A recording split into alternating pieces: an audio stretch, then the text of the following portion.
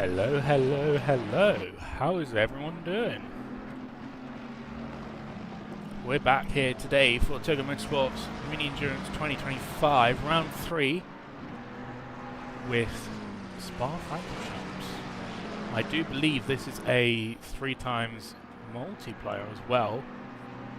Not sure if that's for points or time, but we shall see.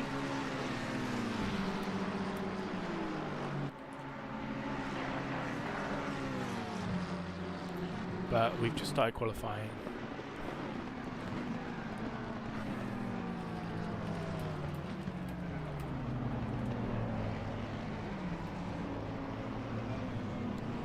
So we've got just a 30-minute qualifying session here today, and then a 4-hour race at Spa.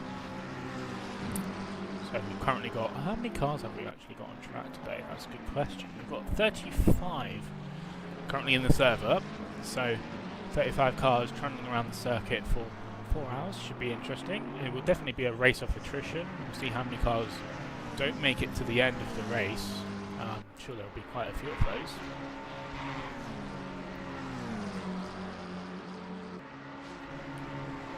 But we shall see.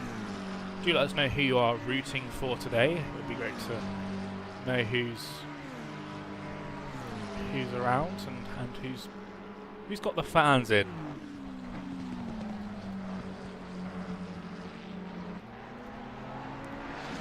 You can also vote for your driver of the day or team of the day. If you head on to our Twitch today, so twitch.tv/Togo Motorsport, you can vote for your driver of the day by doing !vote and then the number of the car you want. If you do want me to go through any of the cars at any point throughout the race, do let us know any names or teams or drivers or numbers, and I will do my best to get them on screen for you. But as you can see on the right hand side of the stream, the team/driver of the day, those will appear when you vote for them on the Twitch stream. GG Virus in the YouTube chat saying hello, who are the contenders? Are there many classes? There's just a single class for this event, so it's all GT3s, all in the same class, no different classes for driver skill or talent or ability. So it's purely based on overall position for this race and this series. And as I've mentioned, there's about 35 35 teams out on track today, so really going to be pretty fun and action-packed. So yeah, if there is anyone who is part of a team as well who fancies a little chat with me, see how your team's doing, how your co-drivers are going, and all of that, feel free to join us on the Discord in the interview waiting room, and I'll get you down into the comments box so we can have a little quick chat about how you're doing and how the team's doing. But yeah, do let me know who you would like to focus on, and I'll definitely get them on screen for you guys. Do remember also to subscribe or follow on YouTube and Twitch. Give us a like, a thumbs up on YouTube as well. I believe we are also live on TikTok. I'm not actually too sure about that, so let me just check on that, and I will get back to you guys in just a second about that. Let's have a look. Are we live on TikTok? We are live on TikTok, so go also follow us on TikTok, and yeah, I'll definitely try and keep on top of that as well. Got a bit of the hiccups today already. How's Porsche team doing? Says Rip Rose Card in the TikTok. I'm not sure what Porsche you mean. There's many Porsches in this race. I will run you through the Porsches so far. You've got Todor Gospodinov in the CRF Racing. It looks like the Pink Pig-esque livery. which looks absolutely amazing. So that's the CRF team in that car. We've also got another Porsche of Toby Lowen from the Beechberg Can Dutch team in that lovely little Golf livery. And I think that's all the Porsches actually here today, so only 2 Porsches for this race today.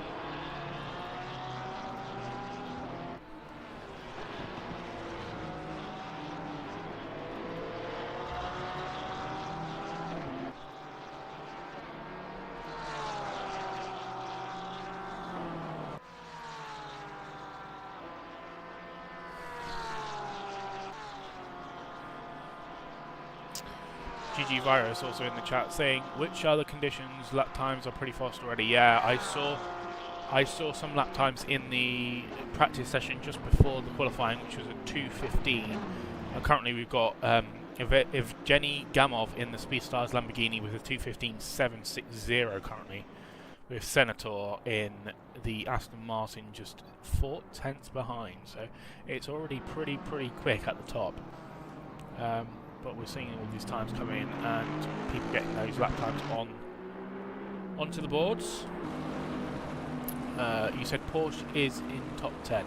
Okay, so well, it's not anymore. It's 13th now. The Gospodinov Porsche is now in 13th.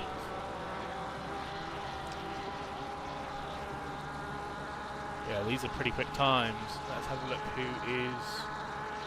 Got a yellow flag there for Aiden Navarro. But Zysek, Slawomir Zysek in the CRF Racing Team McLaren is currently improving on his time, about 2 tenths at the moment in P3. So he won't improve to pole, but he'll improve to second if he can keep this momentum going. Yeah, do remember to like the streams on any of the platforms you are watching, TikTok, YouTube and Twitch. And remember to vote for your driver of the day or team of the day by doing !vote. I'm going to do mine.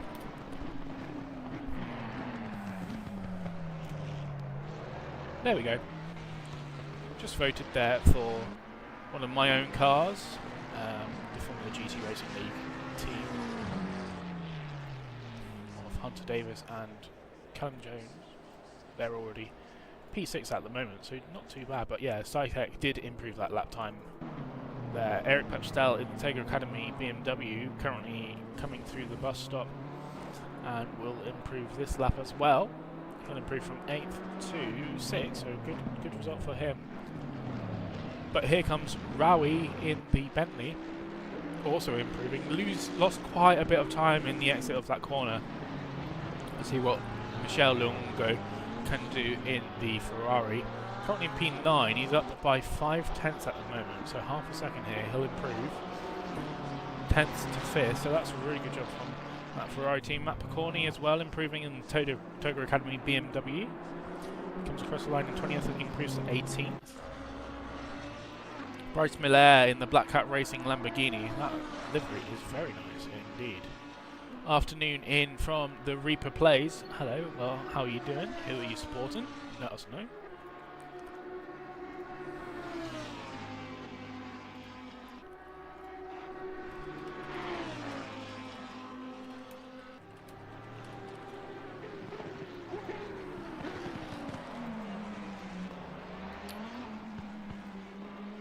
Yeah. Bryce is going to improve by 7 tenths here coming across the line. Goes up to 20th, so pretty good there for you. Lambo in P1 at the moment, yes he is, by 3 tenths from Psycac.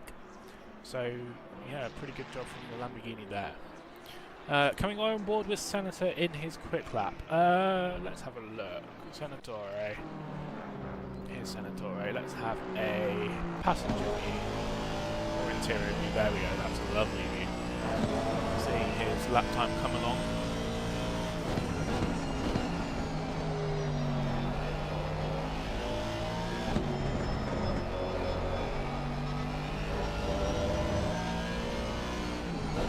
Currently in P4, he's not improving this lap time, I don't think. But he's still got plenty of time, 18 minutes to improve his time and try and get further up. Hans Davis has also improved up to P5. He takes fastest sector in fastest first sector, 40.160, just 2 thousandths quicker in that sector from Gamov. He has the overall fastest time. Senatore coming through to the final chicane now.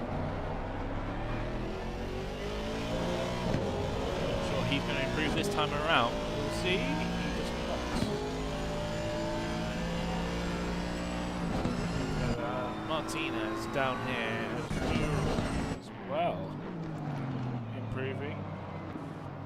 Coming into the final chicane, about 3 tenths up on his time. Sorry, 3 seconds up on his time at this point. Currently 31st overall. He'll improve his time. No, he won't. I think he invalidated it on that final corner, so really, really tight there at the end for that.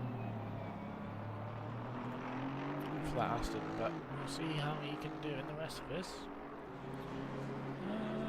Martinez is improving by about half a second here as well.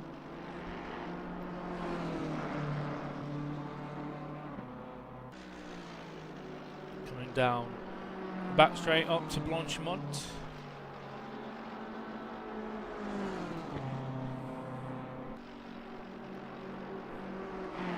Guido Martinez in the Policia Locale. Currently in 29th. This will surely improve his position as well. Currently a second up in his time as we come through the chicane. There's a little bit of time there on acceleration. Comes across the line there and improves up to 26, so good improvement there from Aguedo. Any further? Michael Humer in the SPS Automotive Performance Mercedes is just started his lap and he's just about a tenth up at the moment. Keep an eye on him and see if he can improve any further on this lap. Taking Eau Rouge and Radion pretty carefully. Did lose quite a bit of time up into there though, but hopefully Mercedes straight line speed can get him some more time along the back straight. Sorry, along the Kemmel straight. Into Lecom. So there's some traffic ahead, so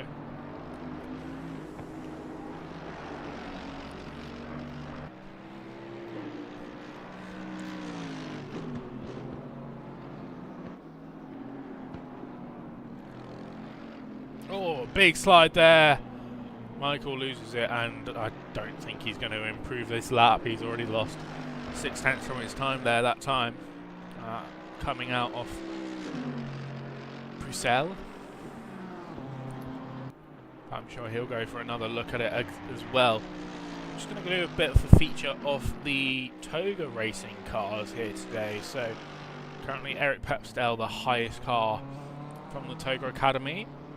P8 overall at the moment with a 2:16.635, an incredible time here from Eric. Eric is pretty speedy.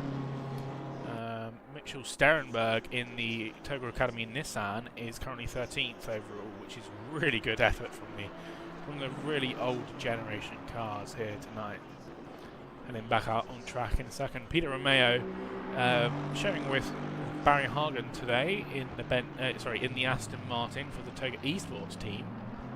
He's currently in 15th, and they'll be definitely wanting to go possibly into the top 10 at this point. I think would be their best performance. Jordan McGonigal sharing with Konrad Wasowicz today in the Toga Academy BMW, currently 17th overall. Bit of track limits there, maybe perhaps for Jordan as we watch. Stein Donkerwalk in the Ferrari 296 from Toga Motorsports, Toga Esports. Currently in 19th overall. Matt Corney in the Beamer in 21st. And then I think that's all of the Toga cars, isn't it? As we've got Dobos has just taken P2 in the Toyota Esports Ferrari, and he is improving once again. I don't think this is going to be enough for pole this time around though. Coming through to the final chicane, he's about... oh, this really could be actually. Syket's just gone second, so this is going to be really important for Dobos. He improves, but only up to second. That gap now is at 0.1 of a second from Gamov, who's still in the pits. I don't think he's left the pit since he set his quickest lap at the start. So really interesting stuff happening for this time around. Let's see for some improvement. Stein Donkerwalk is improving as we speak. Coming through to Stavlo.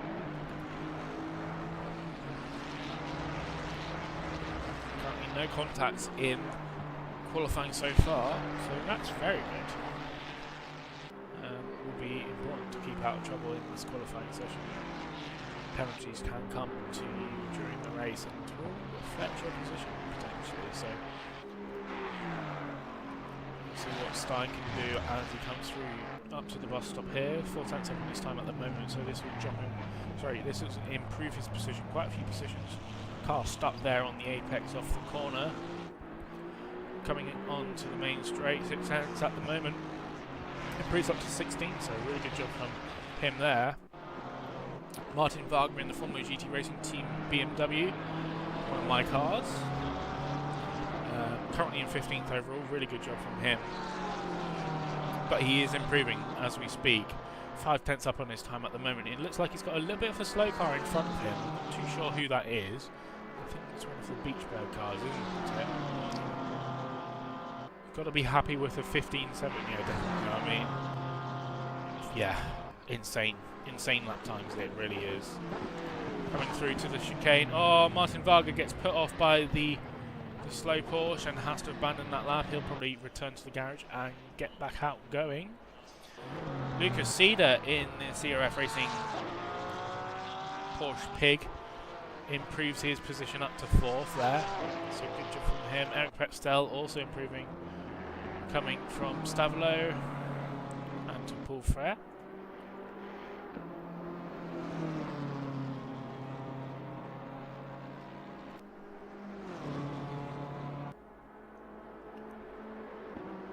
Got about a second, 2 tenths on him at the moment, so he could improve quite a bit here.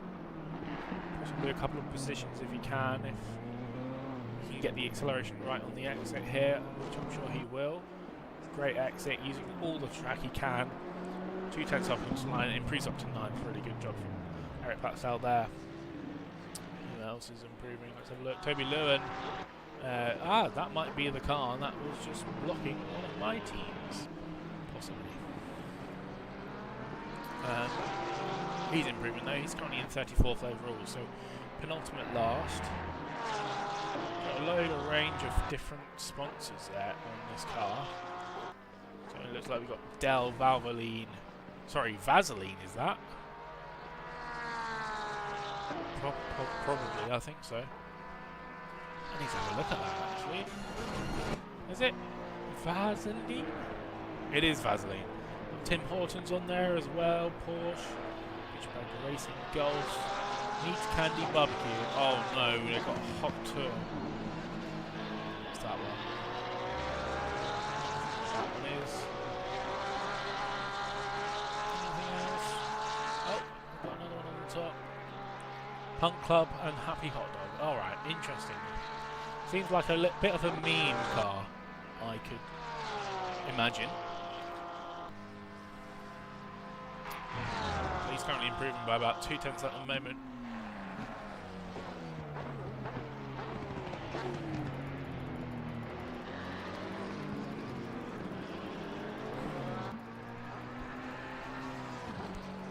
He does improve his position, not this time around.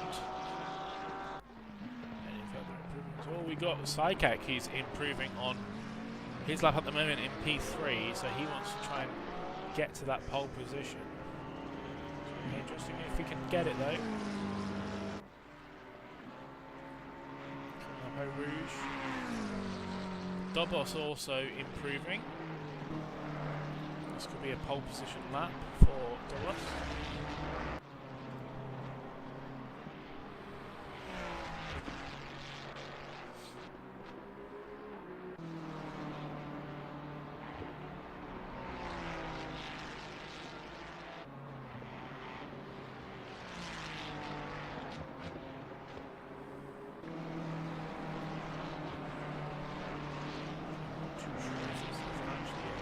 lap. It's saying it's invalid on ACC race control. Good work from that beam getting out of the way.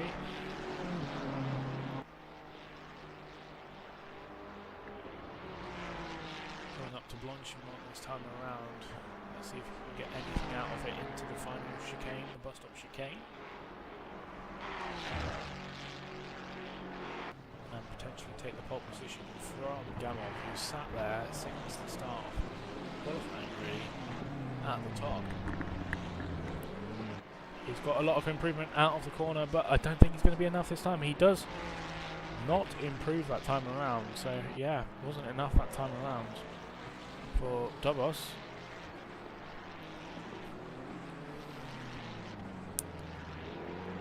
See who else is improving. Novara. Beanie's improving. Oh, look at that livery. That's quite a cool livery.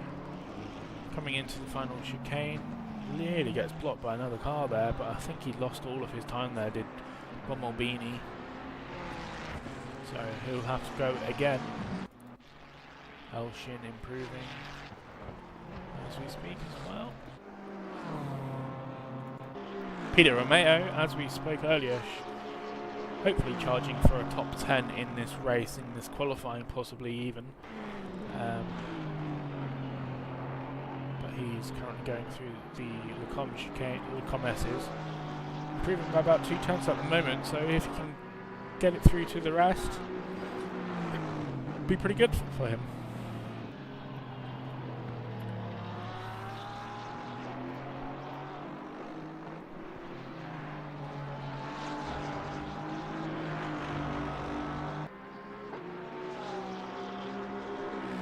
Do remember to vote for your driver of the day.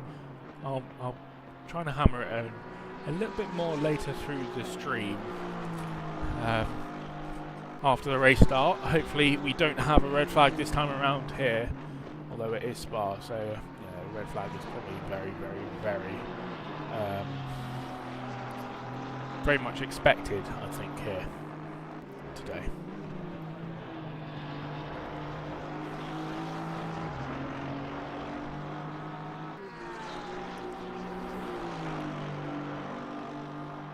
It does look like Peter is going to improve this time around as well. I believe he is starting the race as well, so he'll be in the car from the start of the race for stint 1. Do remember to like, send a chat into the stream you are watching. Let us know who you're supporting, if you are supporting anyone. If you want me to show any specific cars, please do let me know and I'll do my best. Peter Romeo comes across the line 2 tenths quicker and goes up into 14th, so really good improvement there, but not in the top 10 yet. But Cedar just improved up to P4 there. Senator is going to improve this time around if he can keep it going.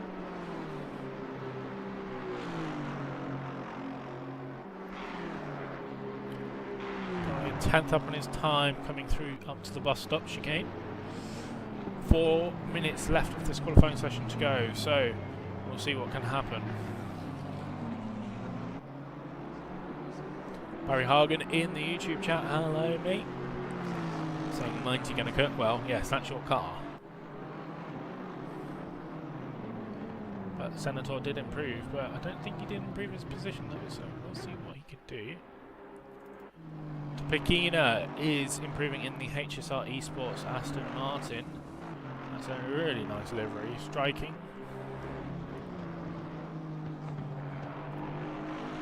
To say the least.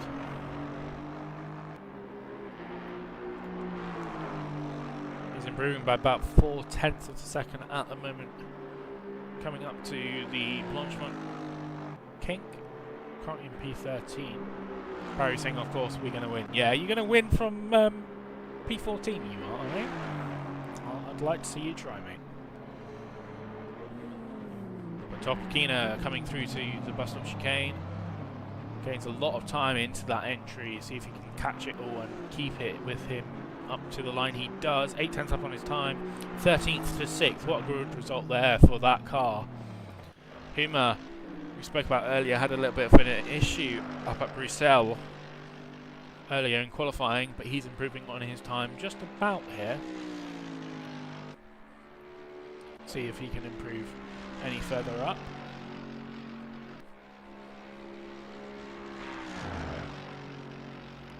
He's just on the edge of a 10th here, so it could be quite a few positions, but really important to get that final chicane right and get all the time there. He's got about 2/10 up into it, but he's just lost it all as well coming up to the line. He doesn't improve his position up to P8, but minimal gains that time around, as Psykek is going to come across the line very, very soon, and this could be a pole position lap time from Psykek.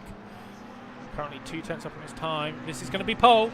Oh, so tight. 0.02 off a second. What an incredibly close qualifying session there from Psykek. Will he have time to go back again? I think so. Maybe. Potentially. Let's have a look for either Davies, who's improving on his time as well. Was that a leopard or jaguar livery? I think it was a leopard. Don't quote me on that though. I have some feeling it might not have been what I thought it was. But we'll see. Remember to like our TikTok stream if you are watching over there. Like our YouTube stream as well. Ethan Davies dragging that car, that McLaren around Telecom S's.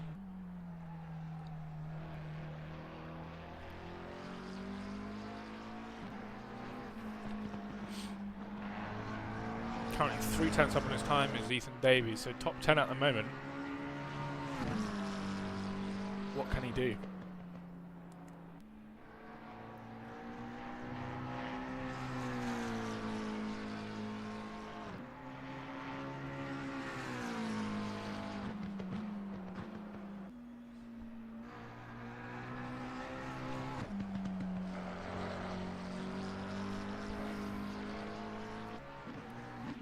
Still on that 4/10 at the moment.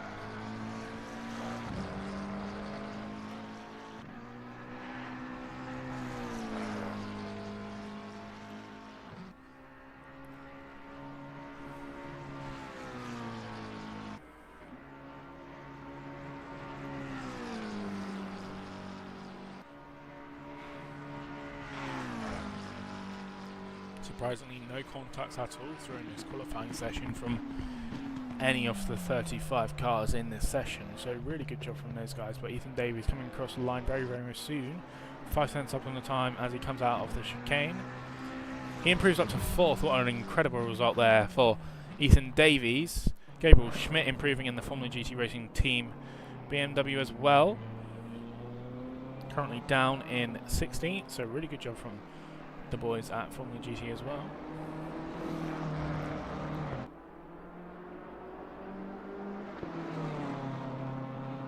Gabriel, a late sign up for this edition. Sorry, a late addition for this race, being called up last minute to step in for, who was it? Chatwick. That's it. Who unfortunately cannot do today, so that's fine. But he's definitely improving. Martin Varga just improved across the line. Number 27, Longo. Improves but not his position, so it's a bit of a shame for them. As the next car to come across the line will be this Gabriel Schmidt BMW.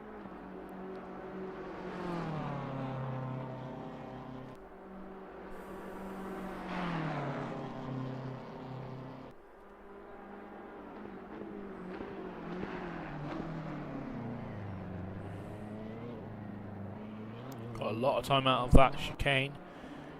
Can he keep it on? Ooh, he can, but he's not going to improve his time this time around though. 626 Jay Salga car, one of my other cars. Don't think he's improving this time around as Jay.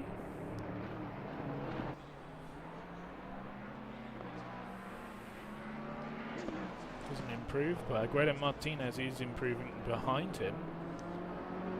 Improves his time but not his position. So a very interesting qualifying session there. And I'll just quickly hand over to the poster for a second.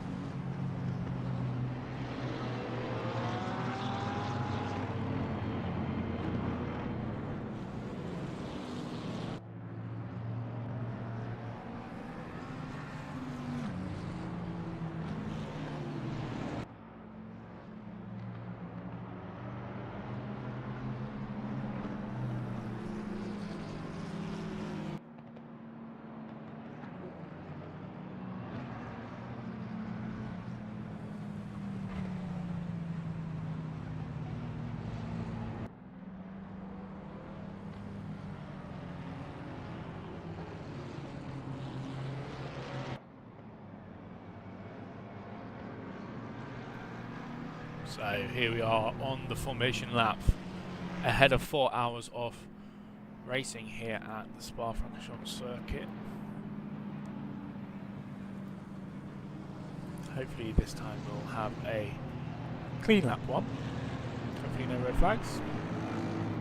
Thank you for the follow on Twitch, Christian Gigetto, I think.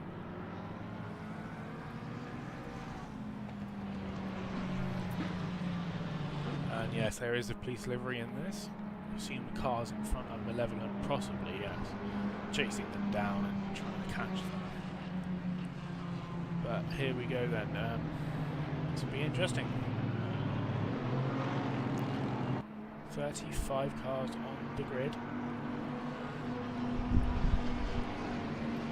And what was really interesting actually was the sorry, I'm just trying to find the actual results from qualifying.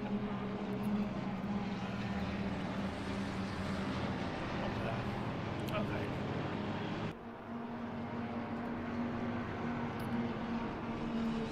Interesting.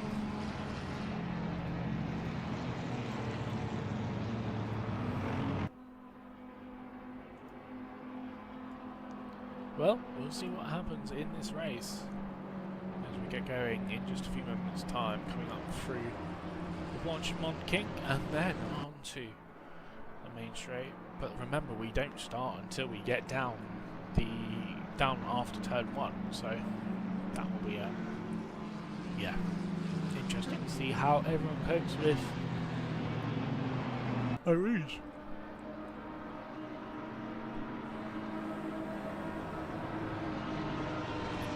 Daryl in the chat saying afternoon Charlie. Hello Daryl, how are you doing? Good luck to DT Racing number 50. Ooh, let's have a look at number 50. Where are you guys? You guys are number 31st. Not last, that's very good. And that McLaren, so good luck to you and Tristan.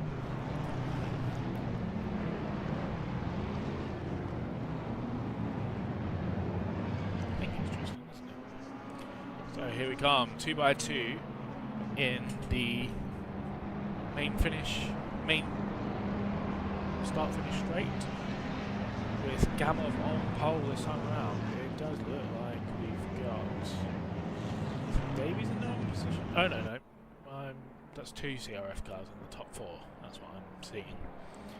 I thought the red one was Ethan, which is not correct. But look at this stat grid of 35 cars here at Spa, getting ready for 4 hours of racing here tonight. Well, this afternoon. Let us know who you're supporting, and remember to like the videos, follow, vote for your driver for the days as we're about to get going here. 4 hours of racing about to begin. Green light. And we are green. Gamov on the inside gets a good start, but side by side with Psykek up the Eau Rouge S's. Ooh, lots of chaos behind. Let's see if they all making it clean through. Looks like everyone's made it through cleanly up Eau Rouge. So really good start from the good field. But look at this, we're already trying to go 3 wide into the Com chicane. Psykek on the outside. Ooh, nearly makes contact there with Gamov on the inside there. But look at this, Dobos is also fighting as well. Ethan Davies getting a bit of a push there on Dobos as well. Davies on the around the outside, the Porsche, the pink pig Porsche on behind as well. Looks like everyone's still going through, so good start at the top. Oh, look at that. Really busy here. Oh no, chaos. We've got Elshin and Martinez coming together in no name. It is a 4-hour race, guys. You don't need to do this at lap 1. But Senator and Gospodinov going side by side. Senator gets ahead of Gospodinov in the Piff Paff S's, as we've got Martin Varga involved in an incident. Can't even get him. There he is. Martin looked like he had an incident. Let's have a quick replay of that. Oh, contact with another of the FGTRL cars. Lots of people trying to take avoiding action. Sat on the racing line. Very interesting. Martin Varga now down in 35th. It looks like he's got a little bit of damage there as well. But look at this. Eric Papstel goes for a move. So does Hummer on the Pink Pig Porsche. Oh, nearly checks everyone out. But thankfully no red flag this time. But lots of people changing positions, getting caught up with each other.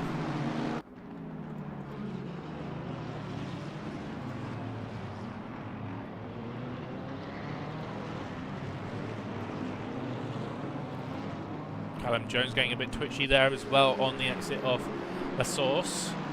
Side by side with Luongo.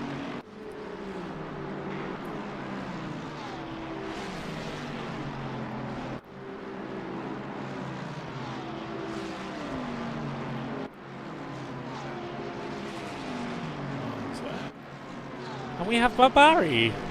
That was pretty clean, eh? Just surprisingly.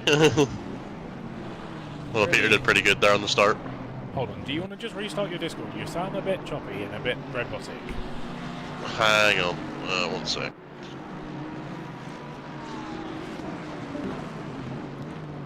Got Barry joining us for a little bit when he's not in the car for the first stint with Peter Romeo. Doing quite well at the moment in P13, just ahead of Scott Donkerwall, who's got the fastest lap at the moment. Welcome back. Hello, how's that? That's much better, lovely. Nice. Yeah, a really clean start from the guys at the front. Looked like Ethan, Sykek and Douglas all had a go at Gamov at the start, but Gamov maintained the lead. Yeah. Oh, there's just been death. Luongo off in Piff Path. Oh, I can't get him. Yeah, he's gone. Rejoining. Peter sensibly just staying out of the way. Love to see it. Yeah. I've got quite a few messages on the YouTube chat to go through, so let's go through them for now. Do people often turn up for only one race? Is it a sign up on a race by race basis in this league? So it depends really. We have multiple series in Toga Motorsport, so we've got Rookie Wednesdays, we've got the Pro Series, we've got this, and we've got our main endurance series coming up very soon after the final round in just a month's time. But this mini endurance is all you sign up for the whole championship. Rookies is the same in Pro Series, but the endurance league, I believe, is one.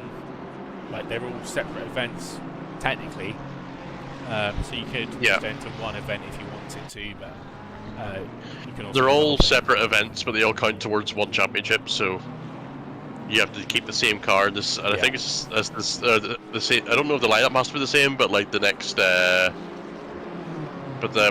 car has to be the same throughout the whole championship. Otherwise, you lose your points. Exactly. So that you can't just choose the best car for each track. Your friend James won the Suzuka race last week, but I don't see him here. Suzuka? Was that? I'm guessing that's the Rookie Wednesdays race. Oh, this isn't rookies. Yeah. Yeah. But yeah, this is a 4-hour race. Unlucky Martin, yeah, definitely. This week. What's the next Rookie Wednesday? The next Rookie Wednesdays is. Oh, I don't remember what track it is. I think it's Zandvoort, isn't it? I think you're right. But look at this, so we just had a moment there between Navarro and Jordan McGonigal, two beamers side by side, through multiple parts of the track there.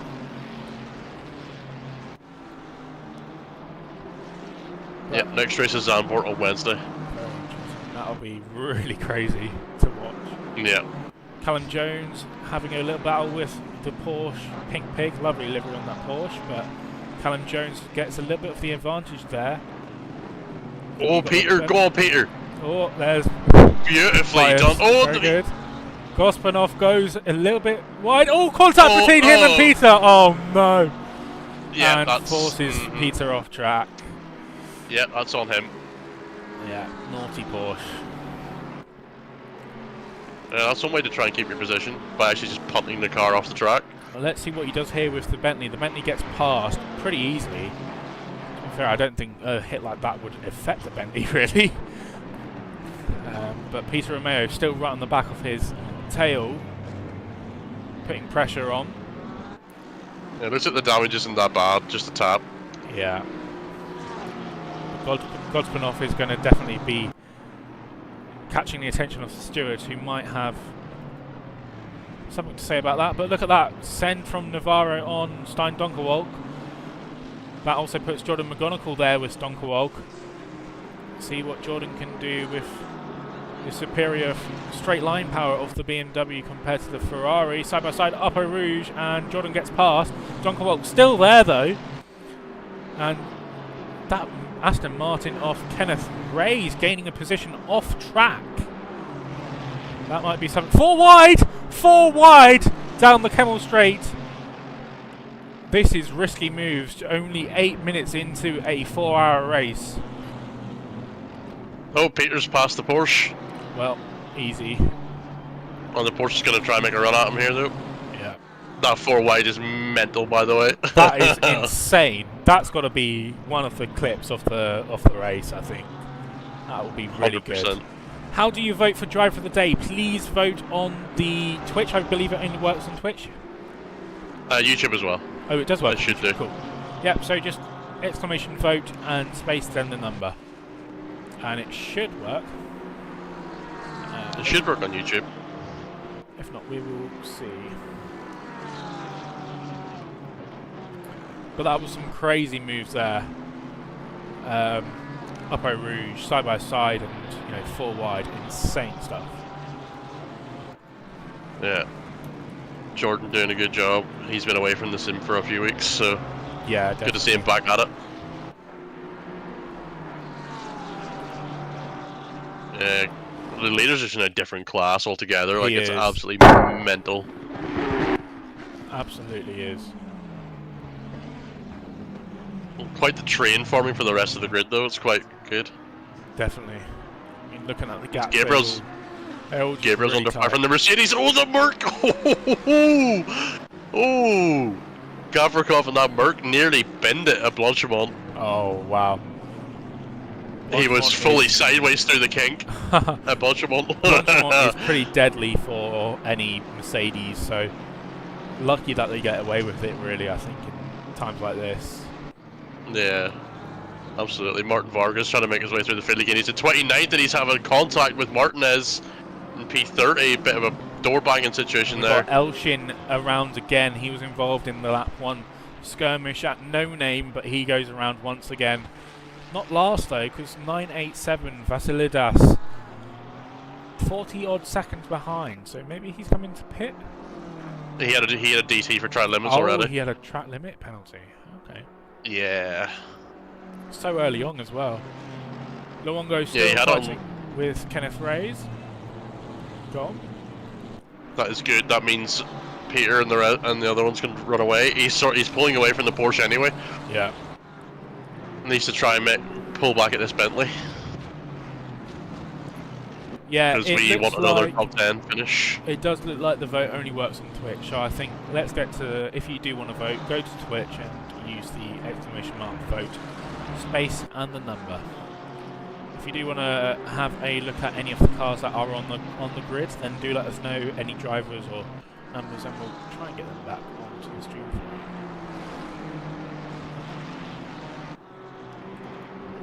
Yeah. Let me see. So I'm trying to keep an eye on Peter as well as everything else. Yeah. Senator. There's quite the train forming from 14th down to 20th. There's a big train. Yeah, there is, isn't there? It's a big train. And I think it could expand even if Matt McCauley finds some more pace in his BMW. He's found a little bit more, and then Terry as well in the Nissan. Yeah, I mean that Nissan had an amazing quality in the hands of Mitch Sterenberg. Mitchell Sterenberg, sorry. Yeah, absolutely crazy. It does look like that Mercedes of Sergei Gavrinov does not have a livery though, so unfortunately to only have a black plain livery. Yeah. Gamoff set a 16.9 on race pace. Oh! That is And contact between Nandavana and Jace Algacar, one of my own cars, getting spun around by the Mercedes there. And how'd that Jace happen? Algacar, I think they just went side by side through the. That Mert just taps him in the rear and spins him. Spun him around. Well, that's unfortunate. At least he didn't get a lot of damage from it. That's the only positive you can take, I suppose. Callum Jones on Eric Papstel, side by side up to Lecom. Callum Jones still behind, nearly that time around, but so close to contact there. Callum Jones is really ragging this big V8 Mustang around, but Eric Papstel going for the defensive move. Cal trying to force the issue there. That's absolutely brilliant driving from the pair of them. This is what we love to see, but still only 15 minutes into this race so far. 3 hours and 47 minutes to go. This is exciting. Ethan Davies falling down to 6th. Ooh, that's Senator Topinka's got past in the 404.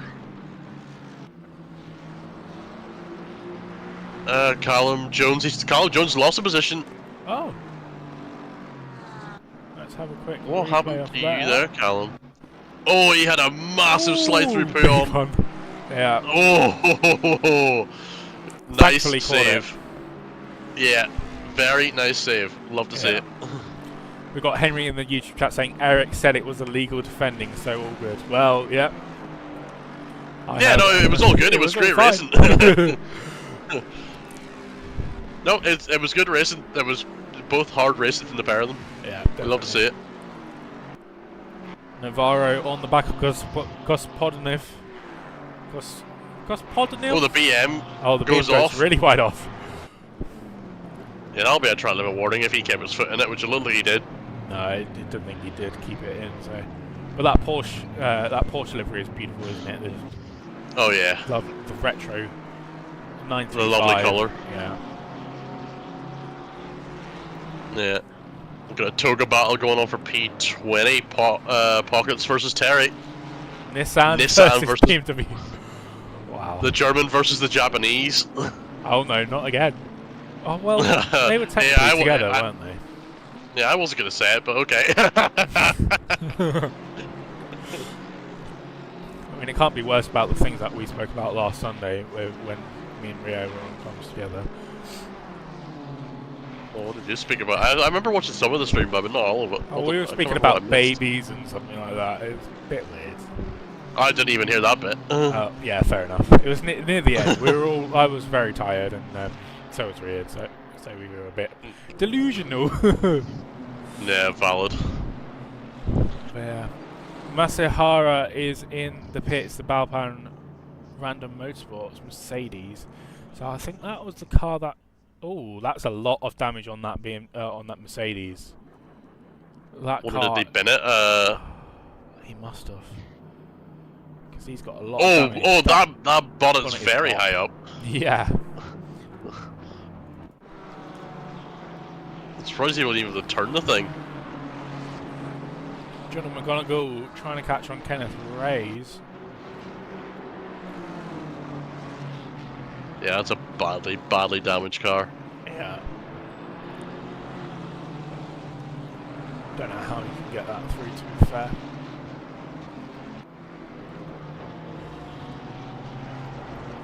Look at this, Jordan McGonigal right on the back of Kenneth Ray's now.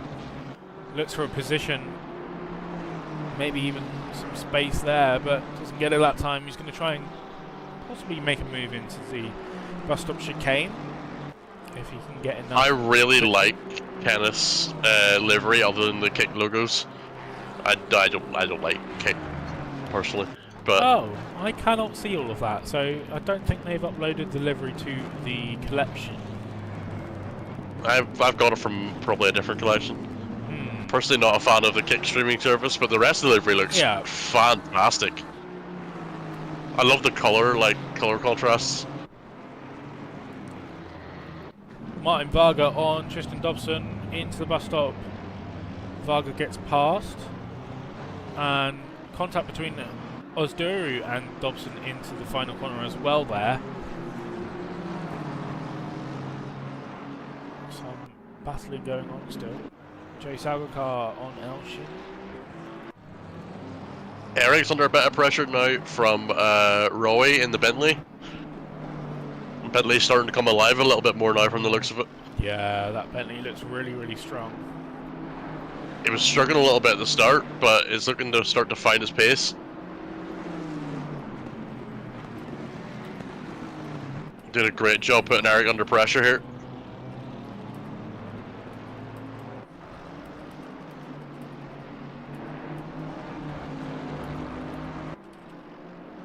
Lovely stuff.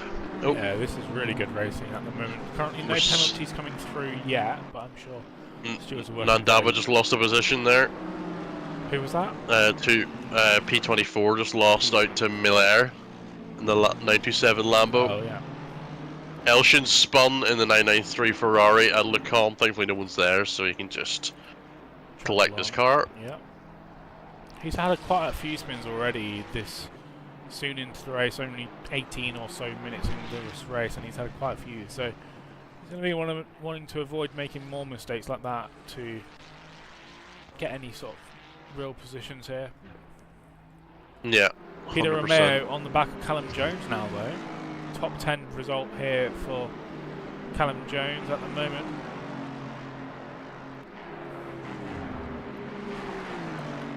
Yeah, Peter's doing a great job so far. Yeah. The thing is, I'm not as fast as him, so I'm going to probably push us a bit down the order by comparison. The plan is to just not get a DT. Well, that's the main thing, isn't it?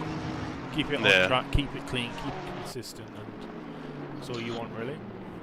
Yeah, on that note, I'm going to go and rejoin my teammate. So, thank you for joining us. Not a problem. I thought I'd come and keep you company for 15 minutes. Thank you. See ya. See you later.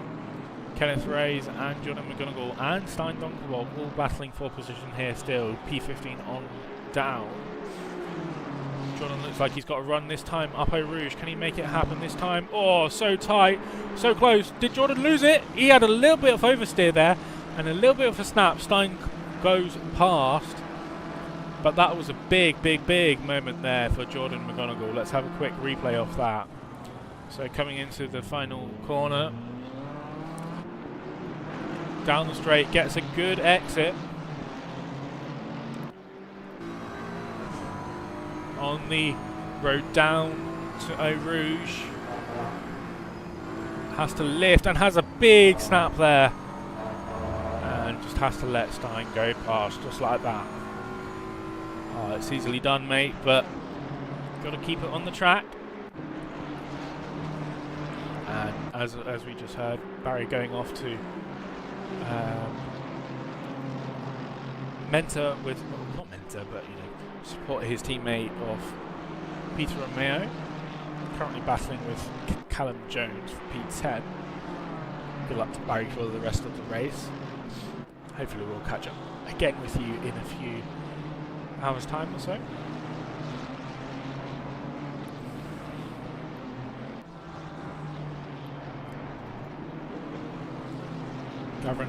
Gavrakov catching on Gabriel Schmidt here.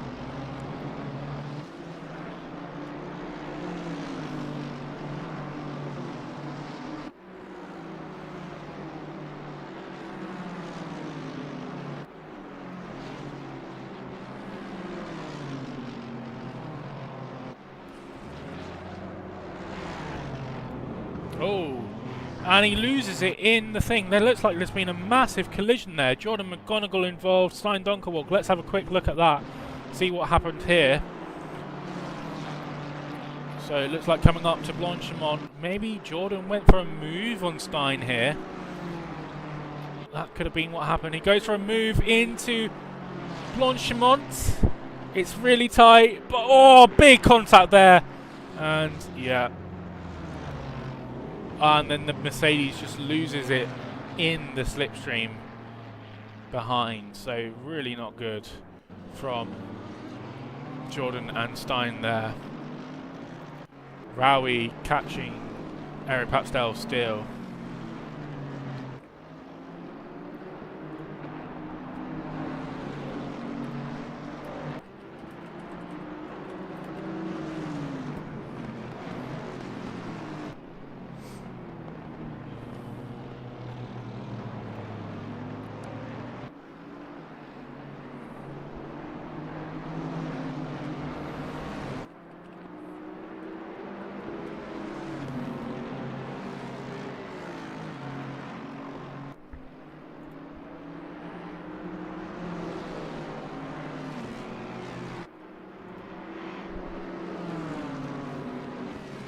Here we go.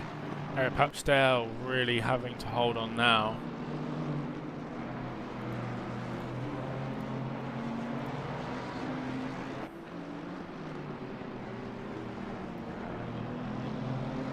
Should have some penalties coming in through any moment now.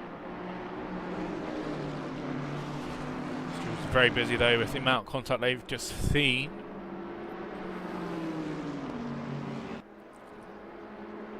Look at this, the Bentley right on the back of the BMW. Can he get it into the bus stop? Eric goes defensive. Looks like the Bentley tried to go around the outside but didn't work that time. Callum Jones and Peter Romeo still battling behind as well. Garikov with losing a few positions here to Miller and Varga. And another one here to Jordan. Maybe a bit of damage for that Mercedes. Maybe that was the Mercedes that hit the wall, yes. He comes into the pits. So probably trying to serve some penalty, not penalty, but some damage limitations. Terry Boddett's on the back of Matt McCorney up Eau Rouge. Along the Kemmel Straight now. What can that Nissan do? The older generation car here. Matt McCorney going on the right to try and avoid the slipstream, but Terry Boddett's with a move on the inside. Can he make it stick cleanly? He makes it work. What a move there from Terry Boddett's in the Nissan GTR. Matt McConaughey still looking very, very feisty and very fighty.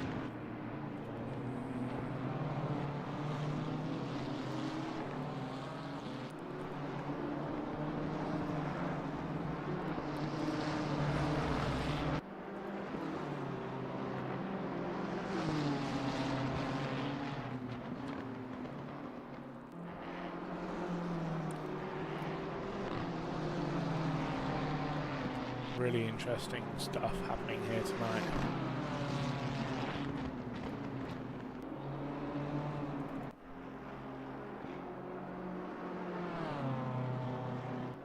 Fasilidas just trundling around the circuit now. I think he was one of the ones who was involved in an earlier incident.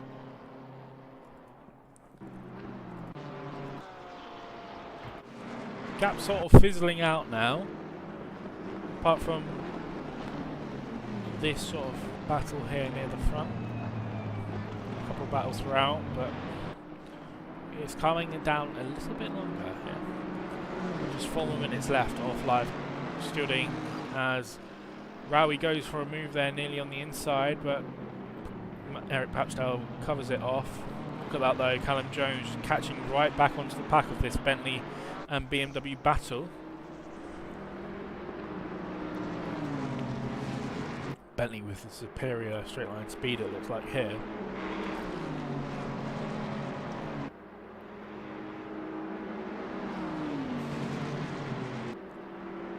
Look at this though, Peter Romeo dropped off a little bit there from Callum by about a second and a half now.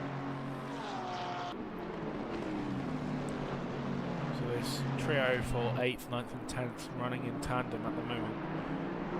3 of the biggest cars in the game, the BMW, the Bentley and the Ford Mustang.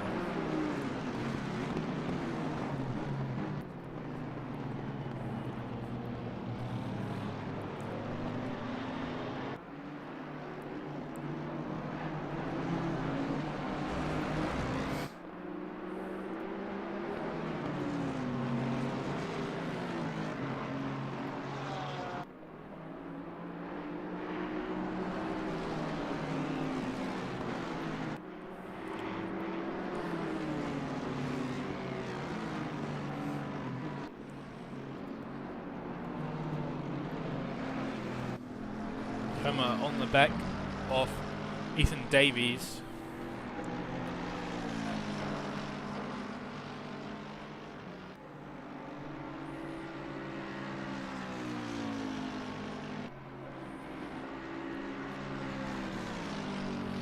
how's number 50 doing? Let's have a look. 50 is currently P24. Seems to have a few incidents, a few contacts, maybe not of his own fault, but doing pretty well so far. As Rowie and Papsdale go side by side. Papsdale on the inside for the corner, but can he defend it here? Look at that, Callum Jones right there though, and Peter Romeo as well. So it's now a 4-car battle here.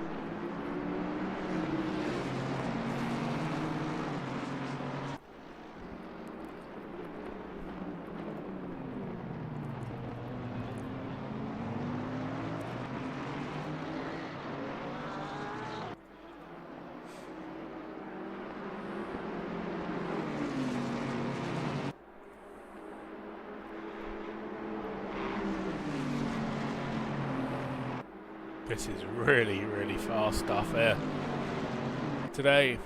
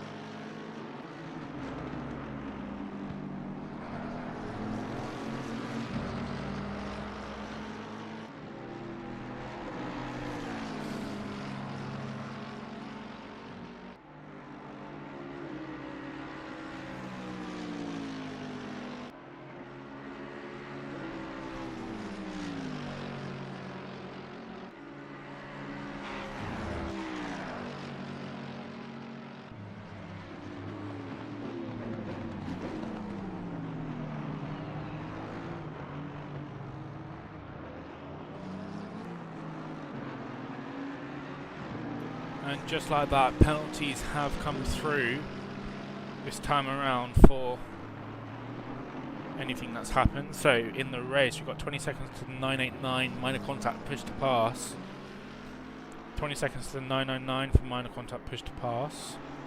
Saw that happen with Martin Varga. 10 seconds to 75 positions gained off track. That's the one that we saw on stream. So it looks like that caught on the stewards as well. 10 seconds to the 898 for minor contact push to pass. 10 seconds to the 164 minor contact push to pass. 10 seconds to the 927 minor contact push to pass. 10 seconds to 626 minor contact push to pass. And finally 15 seconds to the 690 for significant contact position not gained. So that's Jordan getting a 15-second penalty there for that big contact he had during the opening section of the race, the first half an hour.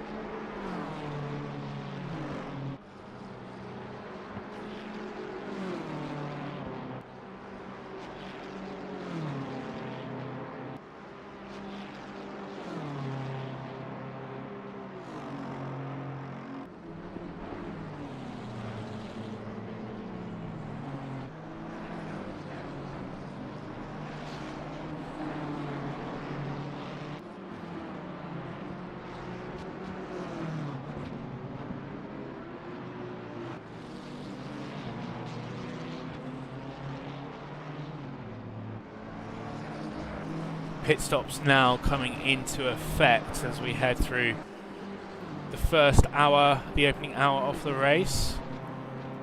Gamov still leading by 2 seconds over Zizek at the moment.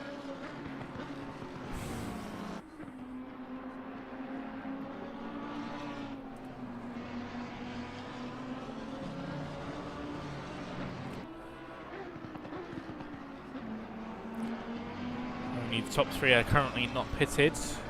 Ethan Davies onwards have pitted, so already getting through their strategy.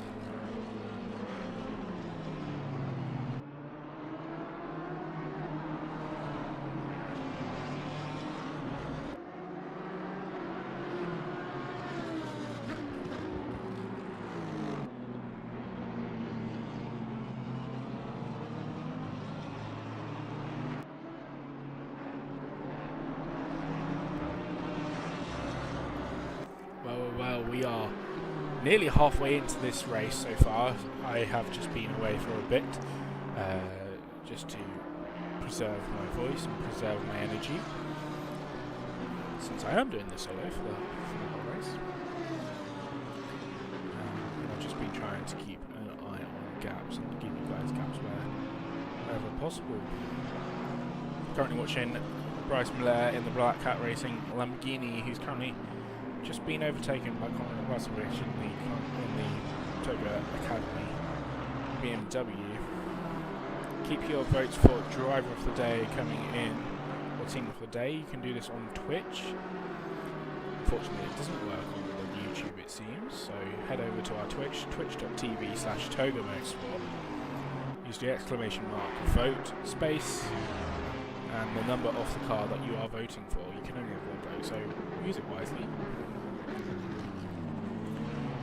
But 33 drivers still in this race, as we see Bryce Miller come into the pits. This time around, coming to the end of the stint timer for now.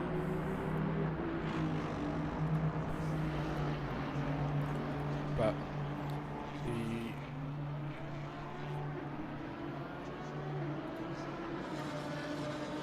the pole sitting Lamborghini of Gami and Rodinov are still out in the lead by about 7.5 seconds at this moment in time. Over Sykek, Lindamos, Huma, Nem, Davis, Luongo, Fjord, Hagen, Reyes, Wazowicz, Topinka, Kevin Pekarian and Brent Miller, who's just pitted. Relatively clean as well in terms of incidents. Sorry, I'm incredibly tired today.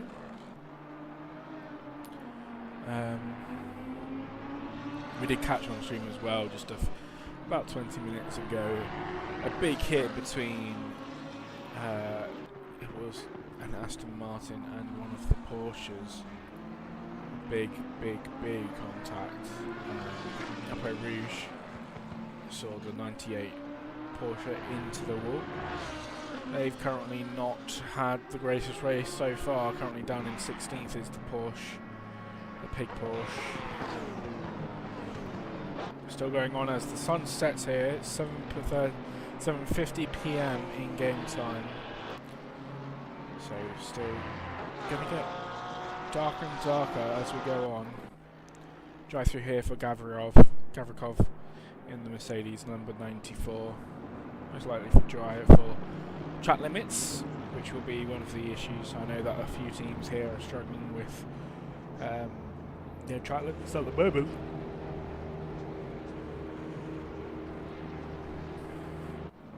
Many teams already on 3 warnings into a 4-hour race, almost meaning that they're certain to get a penalty, such as a drive-through in the not so distant future. A couple of people coming into the pits at the moment to serve their pit stops and change over to other drivers. But this is some beautiful views. I'm just going to go over to the poster just for 1 second here. Bear with me.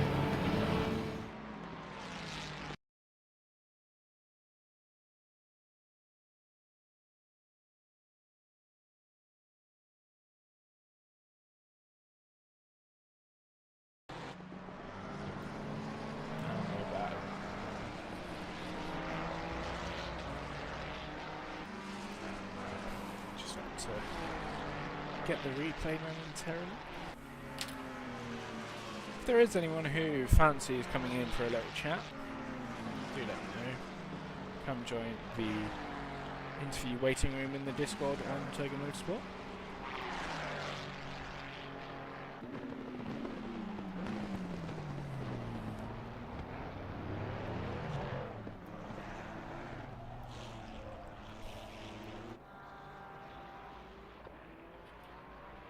Made the driver of the day graphic a little bit bigger there for you guys to see.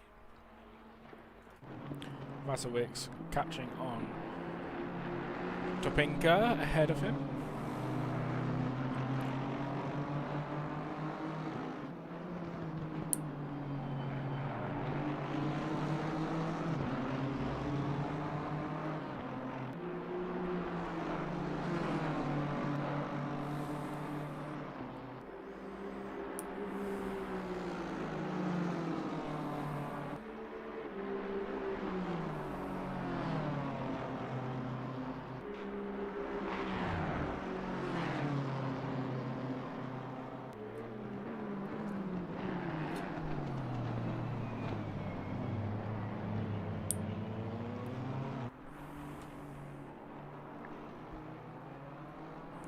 Conrad comes into the pits.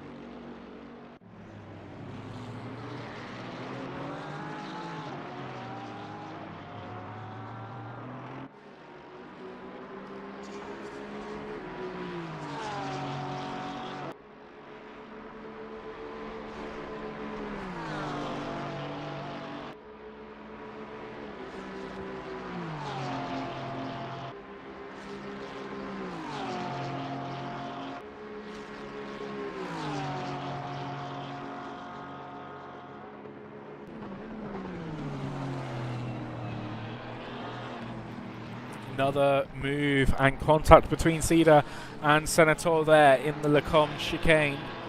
Cedar obviously involved in that big hit earlier on in the race, which we saw, but this time he gets through after a bit of bumping with Senator again. Thank you for the guys who are voting for their drivers in the chat. Please make sure that you do this on the Twitch. I don't think the YouTube votes will count, unfortunately.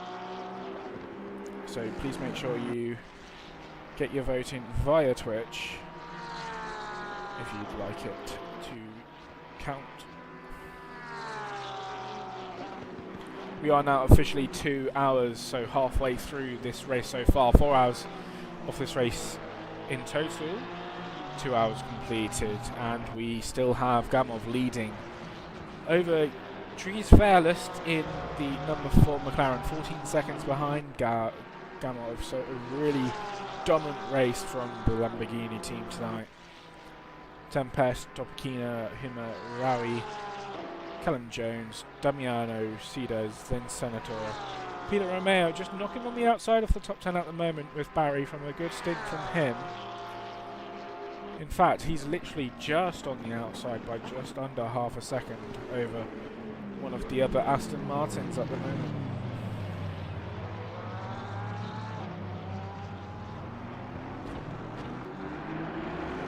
But Barry had it seemed like a really good, clean stint, so going well for them.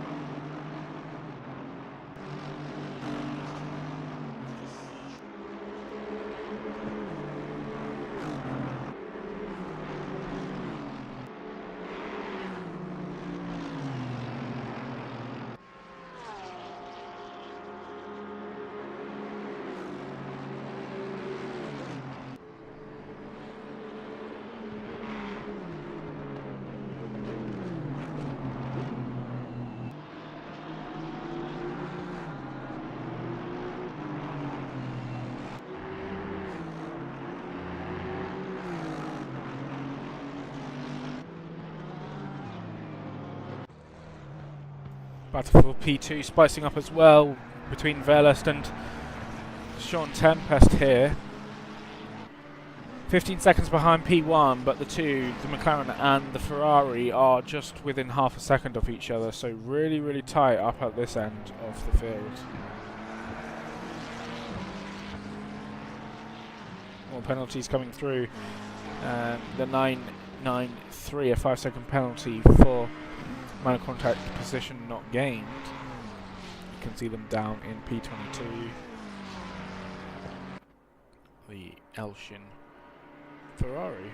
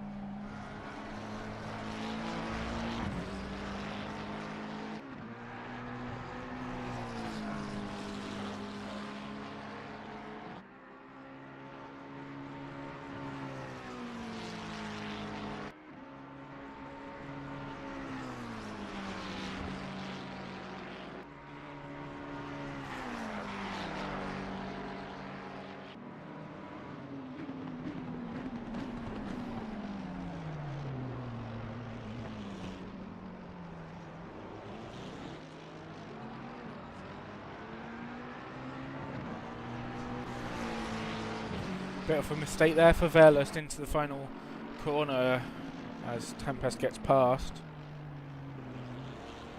Not sure what happened there.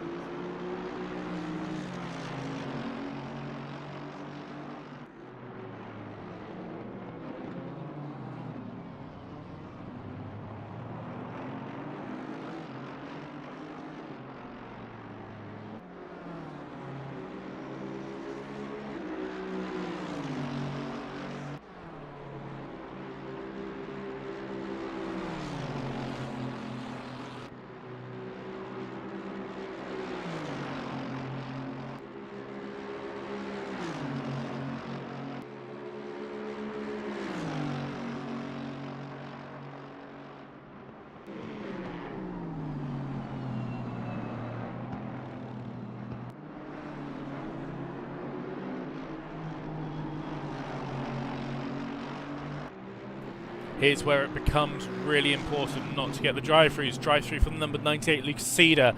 P10 at the moment will drop right down the order as we watch a battle between Topinka and Hummer for P4 overall. So really, really tight at the top here.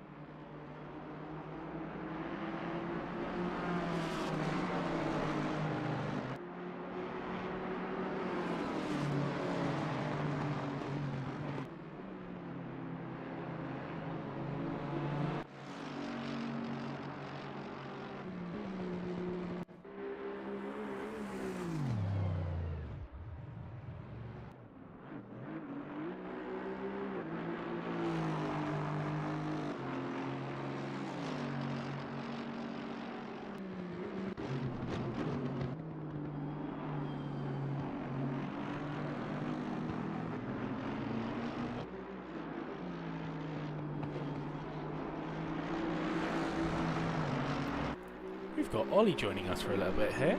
Hello, Ollie. Here we do. Hello, everyone. How are we doing? Just plodding along at the moment, aren't we?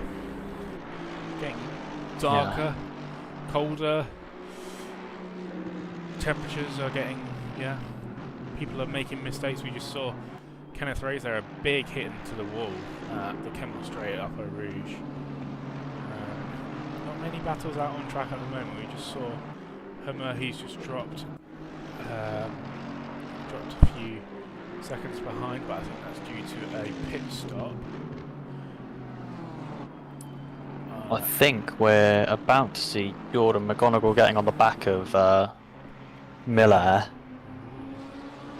That could be interesting. Henry in the chat saying it's becoming spooky. Yeah, it is really becoming spooky. It's a bit cloudy, a bit overcast. It's just getting a bit dark now, and the lights are coming on. All of that. So, it should be interesting. But we've got 90 minutes to go now. An hour and a half of the race. I think people should be coming in for their third stop of the race anytime within now and the next 10 minutes based on the 55-minute timeline. Is that correct?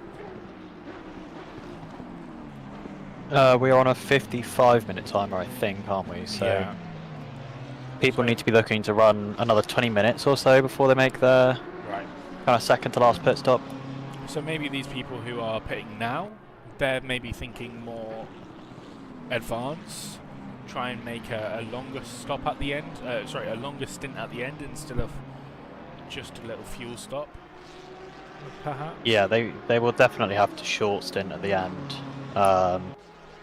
I wouldn't be surprised if we see some people come in with maybe an hour and 20. What they might do, in all fairness, is come in again with.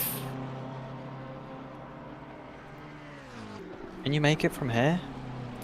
Yeah, you can. You can make it from here.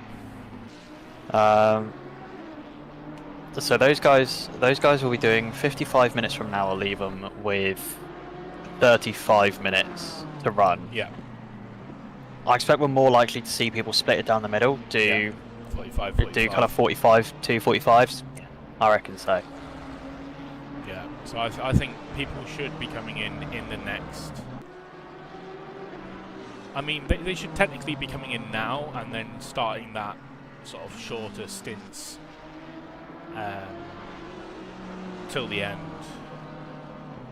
But yeah, you're right. Jordan McGonigal is definitely catching, but Damiano is right on the back of Callum Senator at the moment. So I think this is two team cars, a Ferrari and an Aston battling out for position, P7 and P8 overall.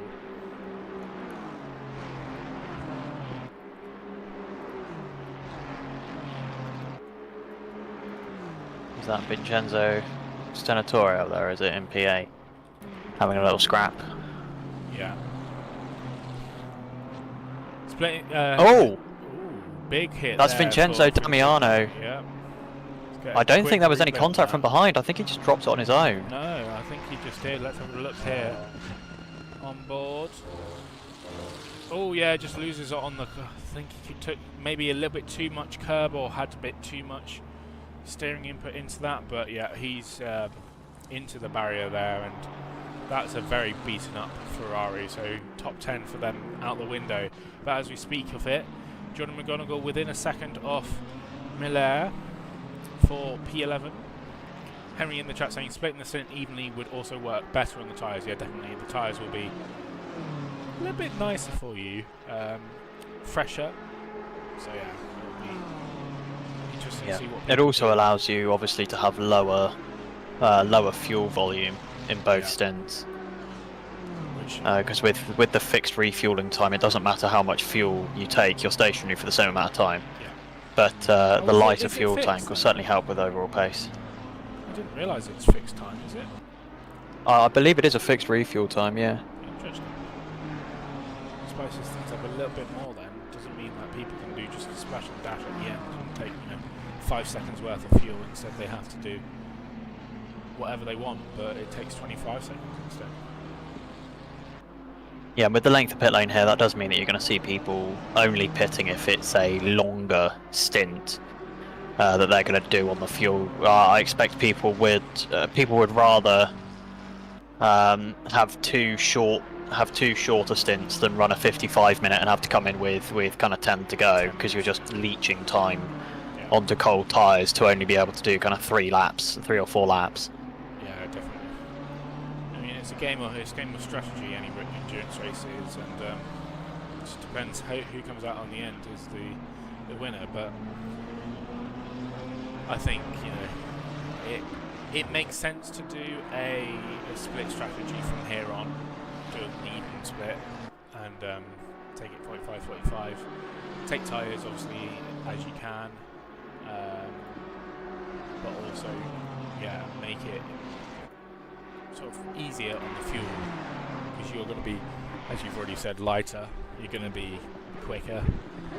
And also the temperature's low, so this could also take into effect that as we see Jordan and Miller come straight into the pits in front of us. So they are definitely on the way to do a split strategy, I would expect. Yeah, for sure. Also got obviously Vincenzo Damiano ahead of them. I'm not sure whether this is a scheduled stop for him. I mean, if it was, you've got to feel bad, because he's had that massive crash on a lap that he was supposed to be coming into the pit lane, and then a crash into the barriers coming around that very tight right-hander at the end of pit road. Yeah. Crashing into the barriers there. Yeah, that car is not happy. No. This is going to be a long repair job. In fact, you can see that his steering is obviously broken from the tyre marks that he's leaving down pit road. Yeah, ooh. He is at least 90 degrees to the right to go straight, which is not the easiest to do. I've been in that position before, and I would not like it. Martin Varga making good progress though. Yeah, absolutely. He's currently got a Merc behind him. I think it's a lap down. I think it's the 94. Indeed, it is in P22. So it's going to be an interesting. Had some issues earlier on as well. I think they were involved in a few incidents and collisions. So interesting to see what happens. It's going to be an interesting race off of pit lane here between Jordan McGonigal and Bryce Miller. I think there is a chance. You know, in terms of getting up and down off the jacks quickly, there is time to be made. So it'll be interesting to see as Jordan McGonigal gets moving. It's Conrad Vasovitz that's gone into that car, and there goes Bryce Miller moving. So that is an overtake on pit road for the number 690 Toga Academy car as they move ahead of that is the 927 Lamborghini, and they're going to be coming 50. out. Sorry to interrupt, we got number 50 with an incident at the final bus stop chicane. I think there was another car involved maybe there, but 50, Daryl, one of our stewards, involved there as well. Let me hop into the replay and see if I can find look, Damiano what has gone on there. Dropped down to P20 after running in top 10 there for a brief moment. Big damage for him. I mean, I wouldn't park it and leave it now, but it's definitely what could have been. Could have been a lot better than it was, and it has. So what's happened there is Daryl has overcommitted into the corner, has run deep, realised he's going off track, and has just dove off to the left before the second apex, so that he doesn't cut the track. I think he was being lapped at the same time. And just didn't want to hamper the lapping car too much. So it's just, in fact, I think it might have been the leader. Indeed, it was. Yeah. Just didn't want to get in the leader's way, so just jumped out of the way instead. Pretty fair. Yeah, it looks like a lot of people have also come to pit now. So I said earlier, maybe in the next 10 minutes they'll come into pit, and indeed most of them have. So it's definitely a case of splitting the strategy from here on out. Quickly take a moment to save the replay.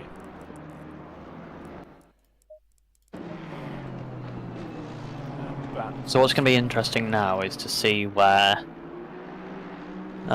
is to see where the kind of pit cycle brings everyone out. Yeah. Because so Matt Picorni, I believe, has probably just come to a stop on his jacks. Indeed, he has. So he's probably going to come out in P18 ahead of Josh Wood, I would expect, based on where Matt is in the pit lane. Let's have a look at As Matt. that is. Not Matt, sorry. Let's have a look at Josh. Coming through Blanchimont now.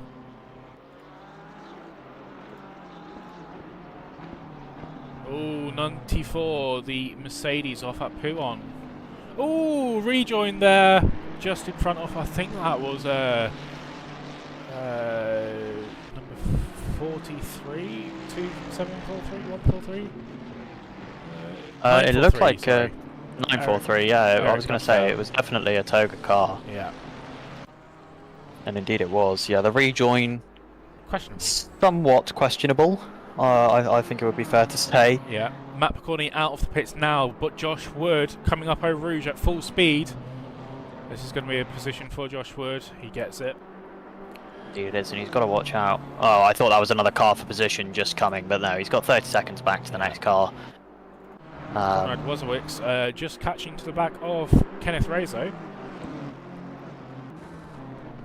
Yeah, Conrad on it immediately after having come out of the pit lane. I think Kenneth is still is yet to pit, and obviously is still carrying some of that damage from when he hit the wall at the top of Eau Rouge, just as I was joining the commentator's box. So an expected pace difference, I would say, as it is cold out there at the moment. Air temp 10, track temperature 10. However, that does mean that we're going to see drivers getting faster and faster. Probably, I would expect, with the short stints coming towards the end of this race, we could see side by side. A couple of fastest lap times being traded. Side by side towards Blanchimont, always risky. Is this one going to come off? What a move there for Conrad. They made it work. Conrad does make the move around the outside. Kenneth Reyes could have a case for the overtake off track. But he's still there though. Around the outside again. Inside line for Conrad, but Kenneth will look for the cutback. And the acceleration from that V8 powered Aston Martin Vantage just not quite enough this time, although he sneaks to the inside. He's got the inside line for La Source. Conrad could do a switch back here, but no, he decides to stick in it. They're going to go side by side down to Eau Rouge and Radion. This is going to be really tight. Was that a bit of contact there? Possibly a little bit of side-by-side contact, but I think Conrad is going to clear him. Indeed he does. I think Kenneth possibly blended off the throttle a little bit there, realised he was kind of falling behind and has conceded that place to Conrad. A sensible thing to do, I would say. Yeah, that was really some close, tight... Kenneth has got a drive-through. We just saw that. Oh. It must have been over the top. Yeah. I did think he looked like he was over the end of the curbing, coming over the top of Eau Rouge, and it would appear that he is. Sorry, coming over the top of Radion. It's not Eau Rouge. It's Radion. It's Radion, actually.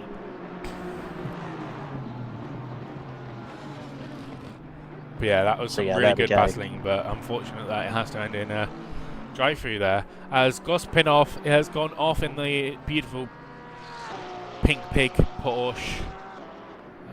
But he's going back on track. So not too much to worry about there. So we'll stick with Kenneth Reyes and Conrad for now. Closest gap on the track. Yeah, although I expect Kenneth will probably be in to serve that drive-through sooner rather than later, as now P4 and 5 come into the pit lane back-to-back.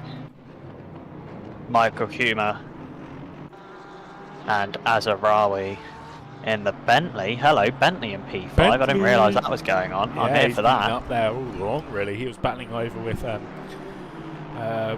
Callum, with Peter. Yeah, he's been up there for quite a long time. I do like me a little bit of Bentley running at the front of the grid, I must admit. Joe Salgakar showing yellow flags, but he's in the pit, so not sure what that's about. But Senator, Callum Jones, Rowie and Humer, so P4, P5, P6, P7, P8 now. Peter Romeo comes in as well. Damiano back out on track in 21st position. Yes, that is odd. Jay Salgakar is definitely in the pit lane, but it's not showing him as in the pits on race control either. No, it's not, is it? Just showing So I'm yellow not flag. quite sure what's happening there.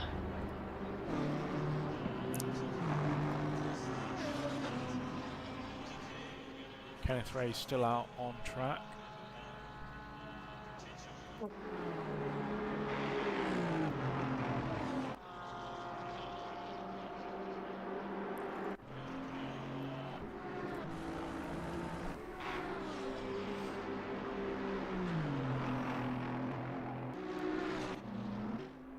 So Rowie comes out of the pits, just 3 seconds behind Topinka.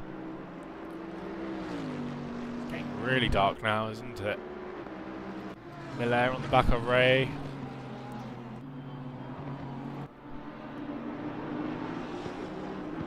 Topinka's closed in as well to the back of the 57 Mercedes of Huma. Yeah, so again, that's time gained in the pit stop. Obviously, with these kind of longer form endurance races, it might be a case that there's a little bit of grazed bodywork that's just being repaired that's cost them a second or two. Could be just the efficiency and the accuracy of getting up and down on the jacks as well.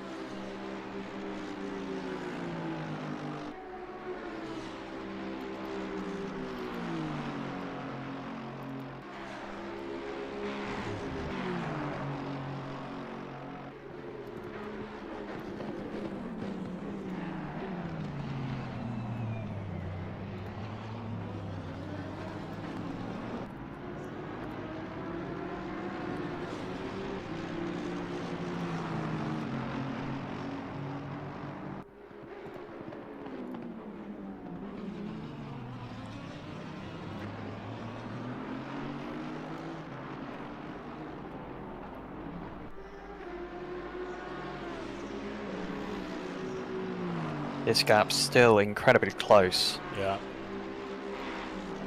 At the front here, but I don't know if there's going to be a move in the near future for Topinka, to be honest. It looks like Michael Humer just a little bit faster, having come off of pit road. And that gap is slowly opening. It's only by a couple of tenths, but once it's outside of that second range, you'll see that the speed at which it grows expand by a couple more tenths. In fact, these guys are right behind the leader at the moment. That is the leading Lamborghini, just ahead of them through the apex of Brussels.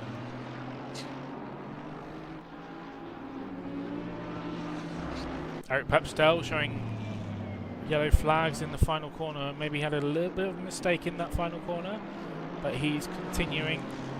Got a gap of 10 seconds ahead of him to Barry Hargan, and then 15 seconds to Navarro behind, currently in P10.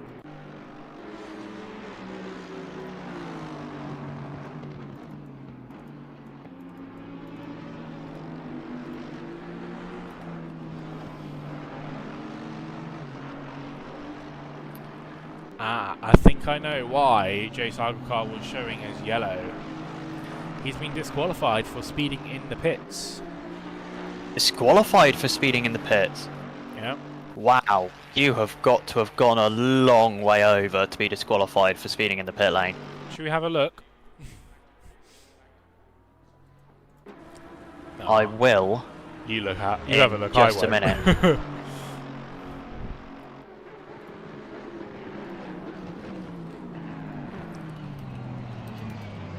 I will have a look in just a minute. I'm just watching a certain grid reveal video that's premiering right now. Yeah.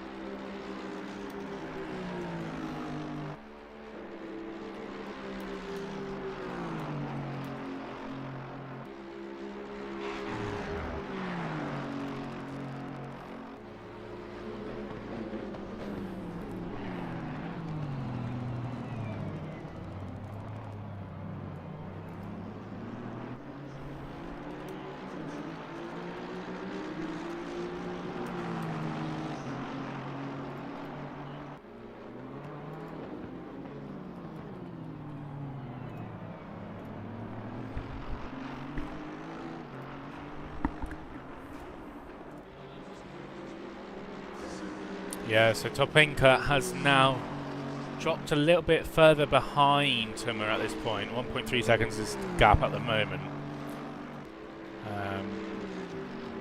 So not close enough, and as Ollie said earlier, just as soon as he got out of that slipstream from the Mercedes, the Aston Martin just couldn't keep up. It's just not enough to keep going and keep up the momentum.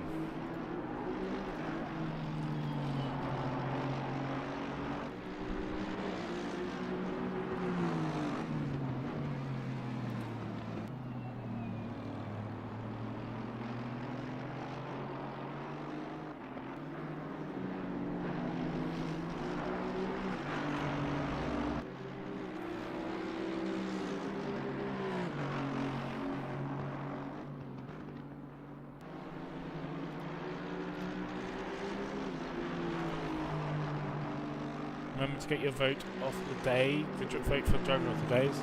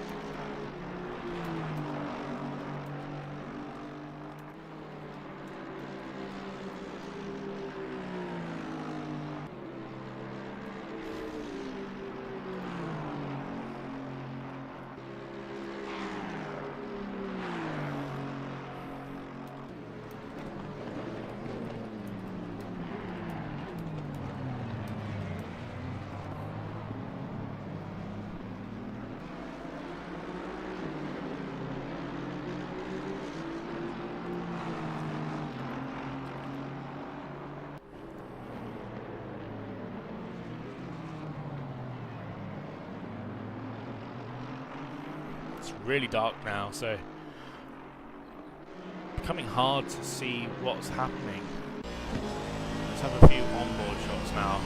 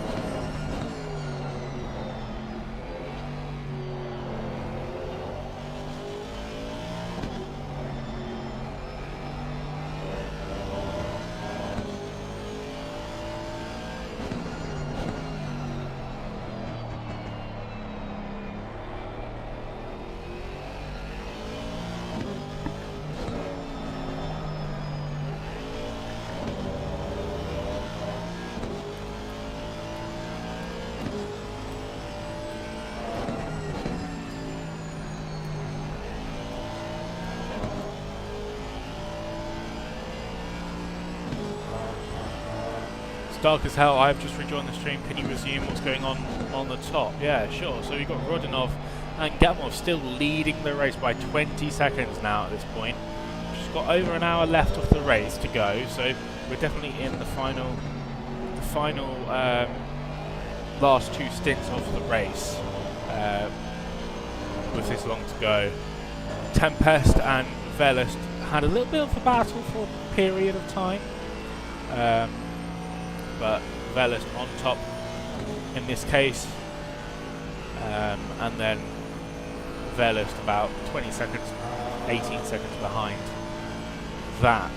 Hummer, the number 57 Mercedes in P4, 7.2 seconds behind, and then Topinka, who are on at the moment in P5, just 2 seconds behind the Mercedes, and had a decent shot at it to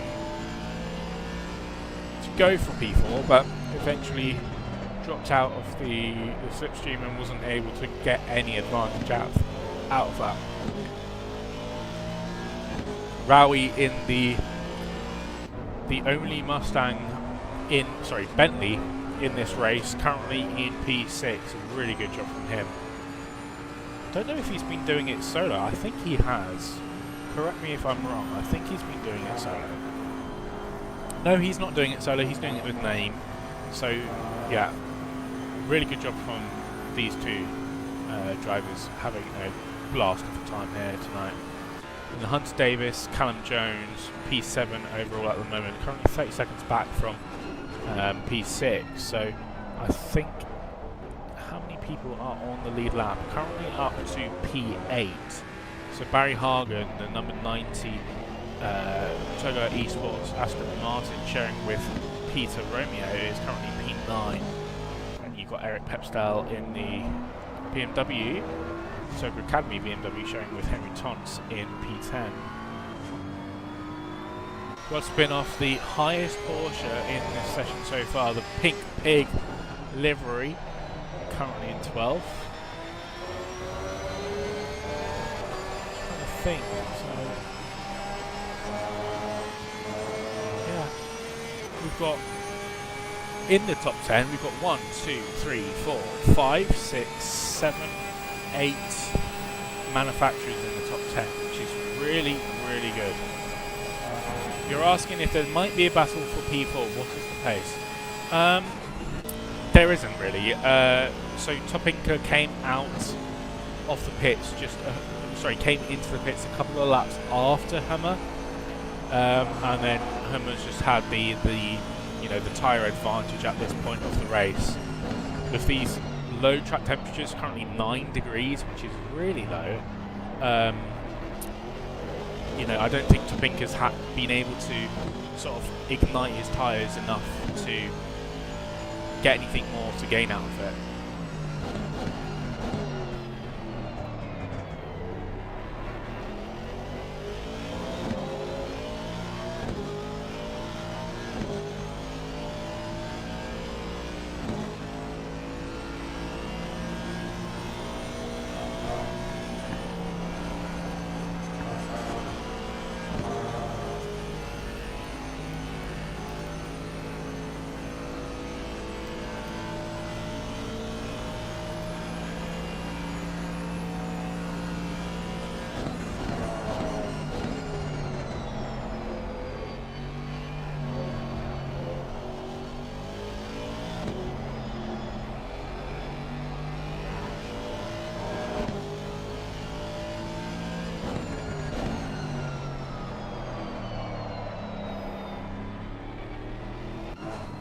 Conrad Wasowicz catching up on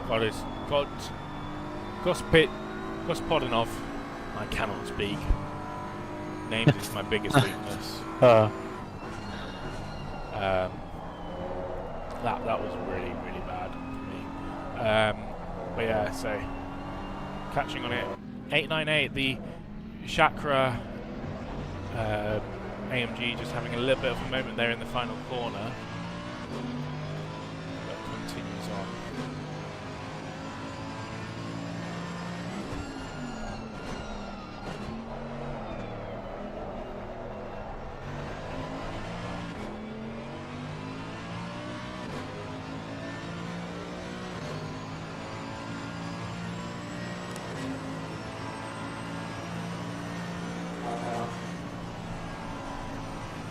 Who knows what brake ducts they have chosen to run? That could be interesting. No, yeah, definitely.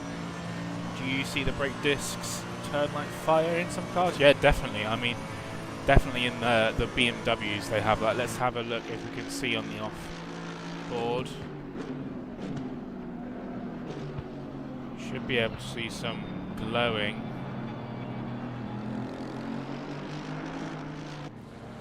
This is a battle for position even.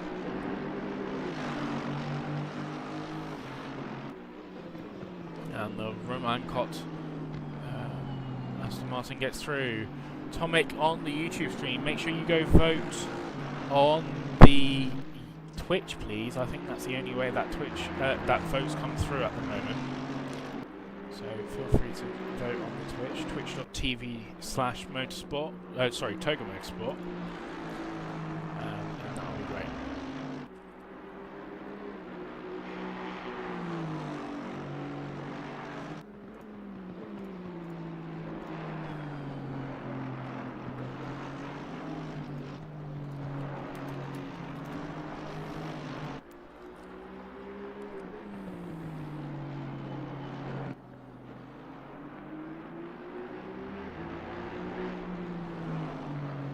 go.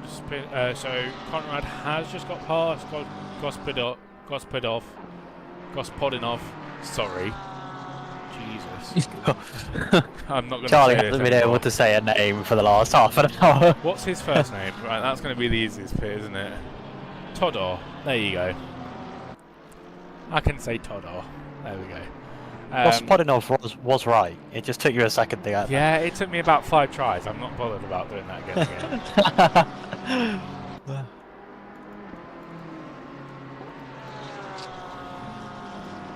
Yeah, and it looks like Conrad does have the pace to move up towards the guys in front of him as well. Last lap was a 19.3 from Conrad. P11 and P10 both running in the 2-minute 20s. In fact, a perfect 2-minute 20 for Eric Papstel in P10 last Although time invalid. out. It was invalid indeed. Still pretty cool to run bang on a time lap, you know. Definitely. It's very rare that you see that. Though to be fair, I hosted a sprint race the other week which had qualifying, and the qualifying time for pole was exactly the same for P2. Actually, looking at Conrad's last lap, Really quick, 15. Conrad's last lap was faster than anyone up to the top 5. Yeah. Yeah, he is really hustling that BMW right now. He is a long way back from those guys at the front, but a good strong pace, and he'll be able to get there pretty quickly, you would think.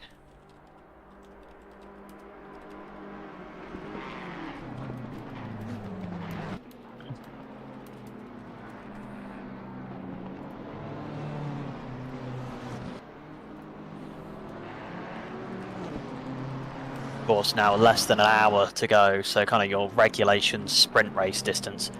We'll be expecting to see the final stops starting between kind of the next 3 minutes and probably the last.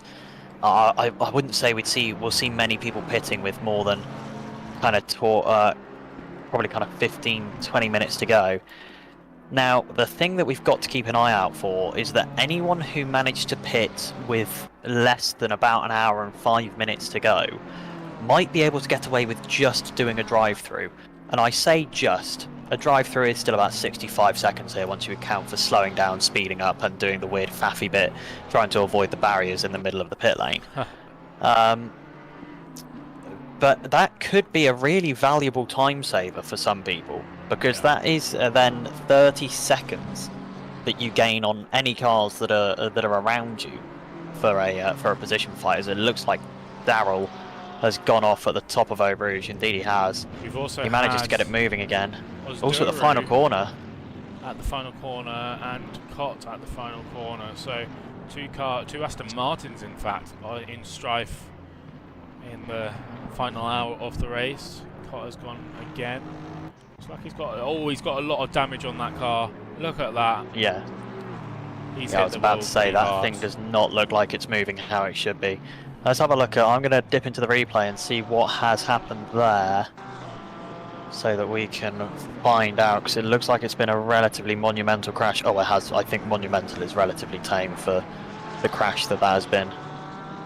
It looks like Cott has run out of fuel or something.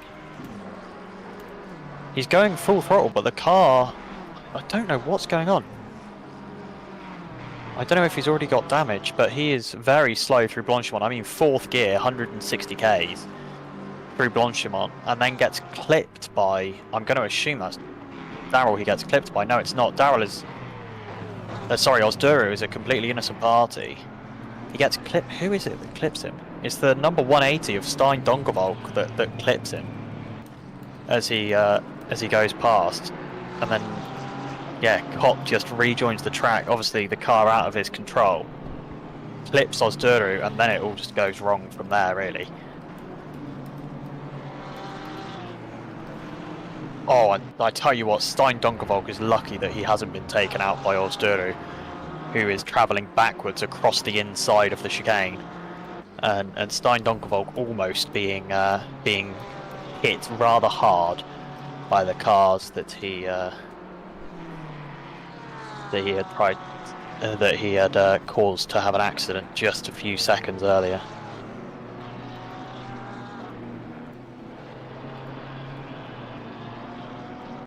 this race has really been interesting. The amount of battling that's been happening is just insane, and the driving standards have been not too bad actually. I don't think the stewarding was too bad, was it? The first half an hour wasn't too bad, no, and we haven't had loads since, so it has been okay. Yeah. Peter and Mayo in the YouTube chat. Hello, hello, hello. How are you doing?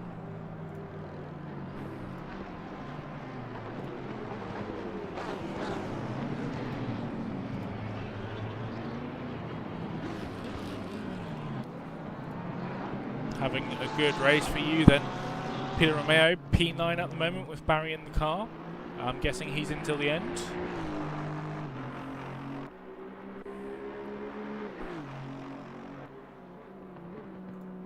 Just having a look, I'm trying to see where there are kind of gaps being closed, gaps being built, seeing what's going on. I mean, Conrad has already pulled a 2-second gap over Todor Gospodinov in the past, what, 5-10 minutes that we've been talking about this since his overtake. So, really good job there from Conrad, and 3 seconds now as Todor has to slow down to let a fast car go through. I think that's the number 57 in P4 at the moment. Peter saying, fine, we're rocking P9 with Barry, very good. Really good effort. Well, I think the even more important thing for Conrad is that the gap ahead of him, which was 24 seconds, is now down to 15. So he's taken 10 seconds out of the 19 car in front of him. I don't know if the 19 has had a difficult couple of laps, a couple of mistakes here and there, and dropped a couple of seconds. But Conrad is, I mean, really quite rapidly closing in if he can keep kind of his current pace up. Yeah, so we mentioned it earlier a few laps ago. Conrad had a lap time of 2:19.5, which was beating pretty much anyone up to the top 6. But his last lap was a 21.6. So maybe traffic, maybe letting some faster cars go. I do think he's got like P2, P3, and P4 coming through him right now, so that could be one of those effects. There, Gospodinov 5 seconds behind Conrad now, so he's really dropped off through this traffic this lap, and Bryce Miller just 2.5 seconds behind him now, so Miller catching up as well.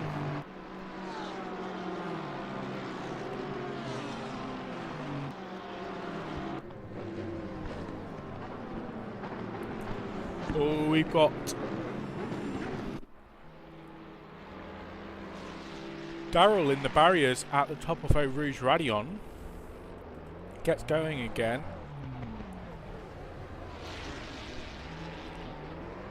But yeah, you can't see much here, can you? It's pretty dark now. So Navarro has just come into the pits from P11 it was. Rowie in the Bentley in from 6th.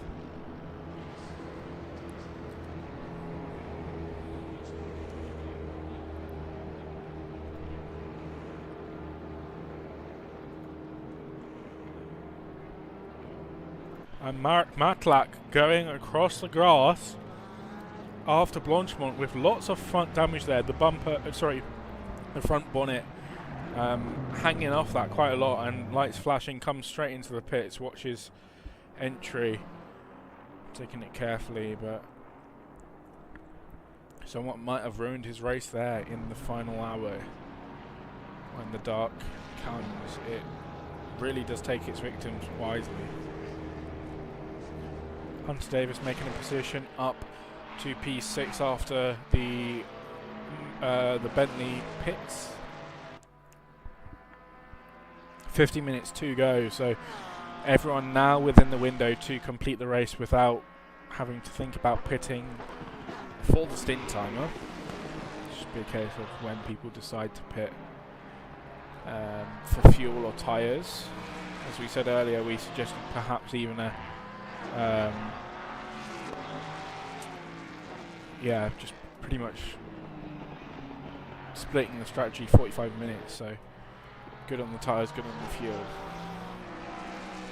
Yeah, and I expect that is what we'll see a lot of those teams who are pitting kind of around that hour and a half, hour and 25-minute mark do. Although, like I did reference as well, we did have a couple of teams that were pitting around that kind of hour and five through hour left, who can do just a drive-through to reset their stint timer, rather than having to actually come to a stop in their pit box at all. And those guys will gain significantly. It will be 30 seconds, as I said, that they gained, which in some cases could be enough to find them. I mean, especially if any of the guys at the top have managed to do it, will be enough to find them possibly 2 or 3 positions. Yep. Absolutely. I mean, the gaps are quite tight. They're not that big, and they're not that small. So it could easily be anything between a hair position at the top or even 2 or 3. Current rates. Martinez coming into the pits. Yellow flags there.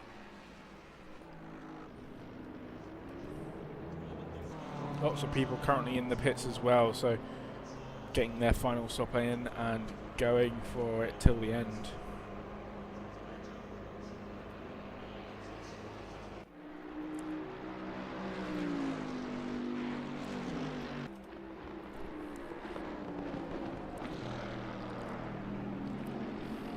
Really impossible to see anything happening. So we're going to switch to the... What should we switch to?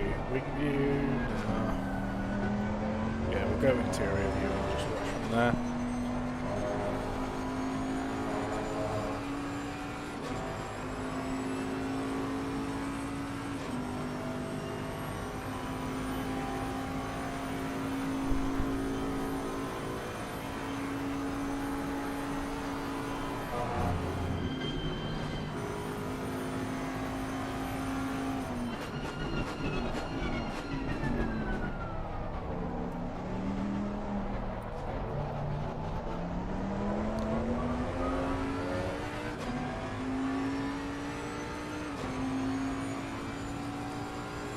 Make sure to get your final votes in for Driver of the Day or Team of the Day. What you need to do is head to our Twitch chat and type !vote space and the number of the car you want.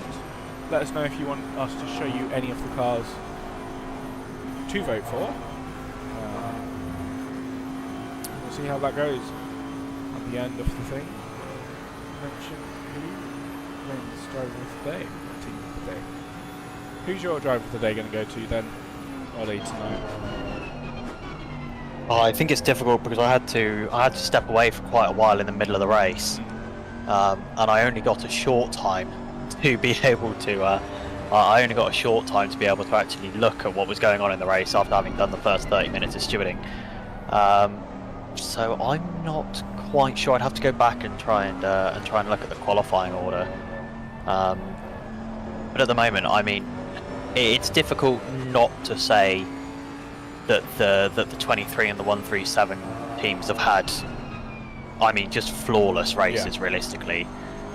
I don't think either of them have been involved in any contact. Their pit stops have been clean. The pace, I mean, as you can see, has been absolutely ludicrous. A fastest lap of a 2:16.5 in race trim is just something I couldn't even imagine doing ever. Yeah. Let alone in quali. Yeah, not even in quali, let alone in the race. It's ridiculous. I think that's about 2 seconds faster than my best ever lap around here, and that was on like full quali trim at like 1 in the morning when it was really cool, optimum track temperature, and someone giving me a massive tow all the way from La Source down to Le Combe. So, yes. Absolutely, yeah. So I think it would be difficult for it not to go to one of those top two. I'm sure there are some teams that have made some big moves throughout the race in terms of moving their way up the grid. And I tell you what, if that Bentley manages to find its way back into kind of the top 6, top 7, I might be just a little bit tempted to put a vote in for the number 47 car. But that might be my inbuilt love for the Bentley. The boat. Talking there.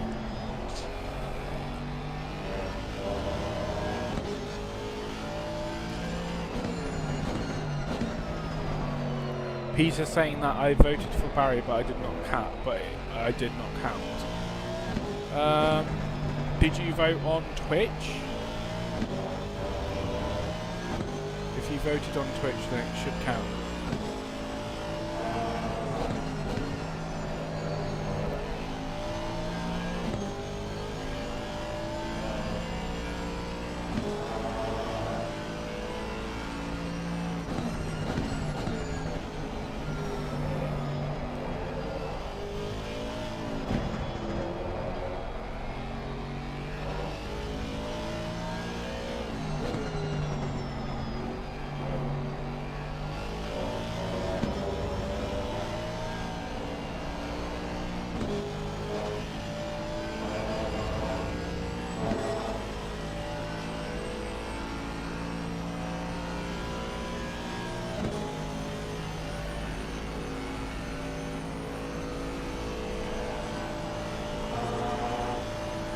So Barry Hagen, currently in P8,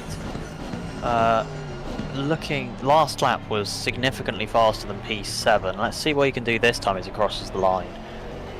Last lap he was pretty much a second faster than P7. I'm not sure what it's going to be this time through. This time he is slightly slower. It's swung back the other way in that very, very nice Aston Martin, I must admit. Another car that I do have a particular soft spot for. I'm trying to see where we've got cars that are kind of doing drastically faster pace than those in front of them and are relatively close, so that we can look at picking up some battles here and there. But at the moment there is not a lot, if I'm being entirely honest with you. One of our best options might be down in P18, the number 94 Leona Racing Wolves Mercedes. Last lap was a 220 flat, whereas Kevin Bakiri in front was a 221.492, so there might be a little bit of time coming there.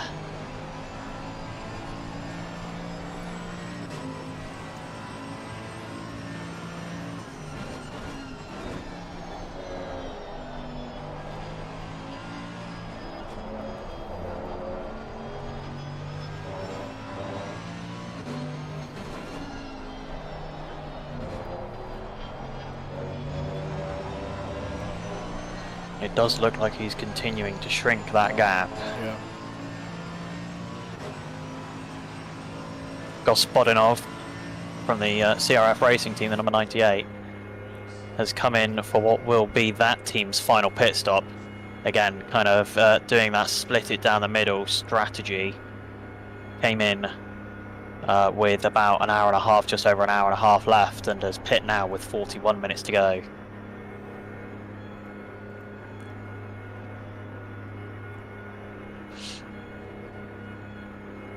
Yeah, Gavrikov is very quick at the moment. 2:19.9 that time around. So pretty much quicker than the next 10 positions ahead of him, really.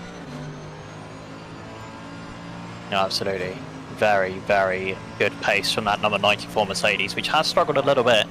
It's been off track a couple of times, but managing to pull things back at the moment. Which I'm sure they will be very thankful for. Yeah.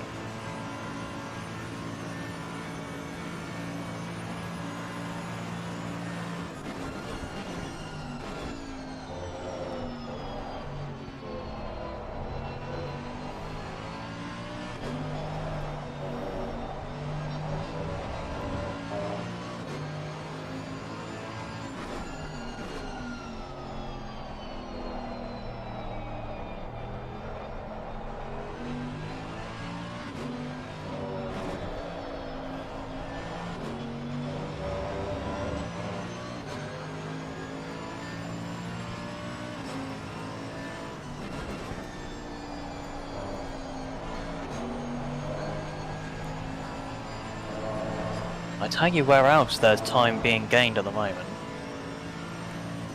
I don't want to speak too soon, but I'm going to, because the pace is there. Dries Verhulst is currently losing time to Michael Humer in that number 57 Mercedes for what would be the final podium position Last time out, Dries Verhulst a 2:19.757. Last time out for Michael Humer was a 2:18.930. It was invalid, but the lap before that, when they were both on valid laps, it was a similar gap, about 8/10 between the two lap times. So that number 57 Mercedes definitely coming into its own in the night time. In fact, both Mercedes, you could argue, really performing well through the night. And we've lost a car, disconnection. It was whoever was in Cedar. P13. The number 98 Cedar.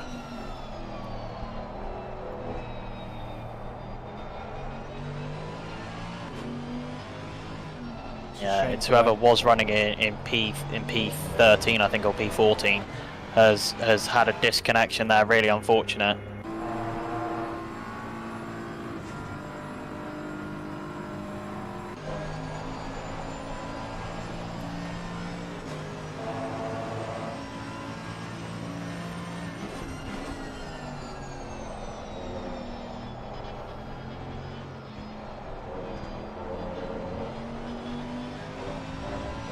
That gap between Michael Humer and Dries Verhulst almost down to less than 4 seconds. It'll be the first time that the gap has been that close since I started commentating about an hour and a half ago. And I mean, Michael really ripping every single millisecond of lap time out of that SPS Automotive Performance Mercedes right now. That's the thing about the Mercedes, you've got to be so pinpoint accurate with it, especially here at Spa. One wrong movement, one misjudgment of brakes or power or steering, especially up at Rouge, and you can just bin it in the wall. It's so easy to just lose like that. So, you know, is it Hummer on his own, or is it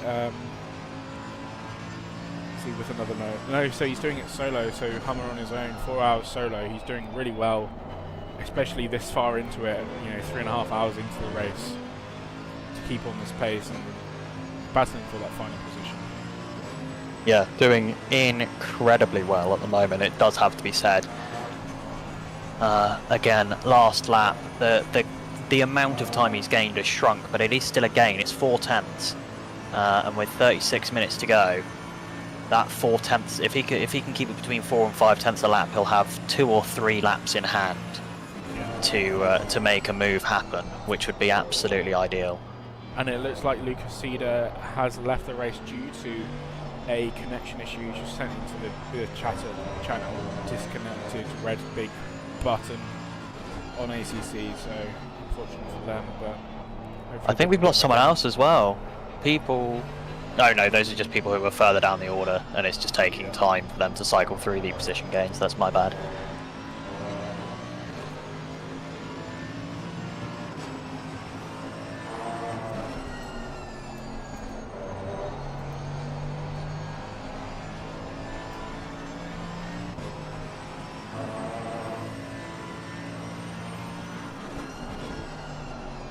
Pinker in from P5, final stint.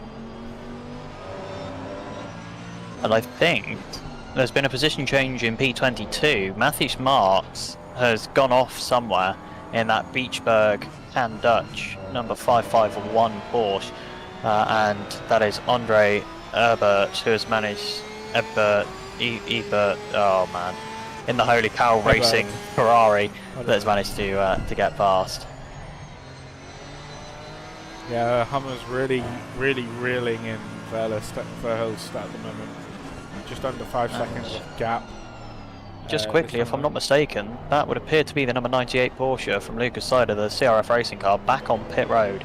Oh yeah. So they have managed to get connected back into the server, and I'm sure after having served a pit stop and filling up and getting their setup on and whatnot, will be finding their way back out onto track. But it's going to be in P25, losing I think 12 or 13 positions. Yeah, definitely. From where they were, and that is going to be really disappointing. I mean, looking at my race control at the moment, Bryce Miller in the 927 Lamborghini, currently in 10th, just coming to the pits, up 15 positions. That's incredible so far. Lucas Cedar down 20 positions after that disconnect. Do you know where the speed trap is on this circuit? I'm guessing it's at the end of the Kemmel Straight here, right? It is definitely coming towards the end of the Kemmel Straight, I think. There's an equal chance it could be down towards Blanchimont. I'm not entirely sure. I would have to do a little Google, some scans on the old ACC wiki pages to try and work it out. But it's somewhere in that kind of vicinity for sure. So Elshin comes into the pits to finish off their stint timer, do a 30-minute stint at the end. Ozduru as well coming to the end of their stint timer. Miller obviously in now, so they'll reset their timer.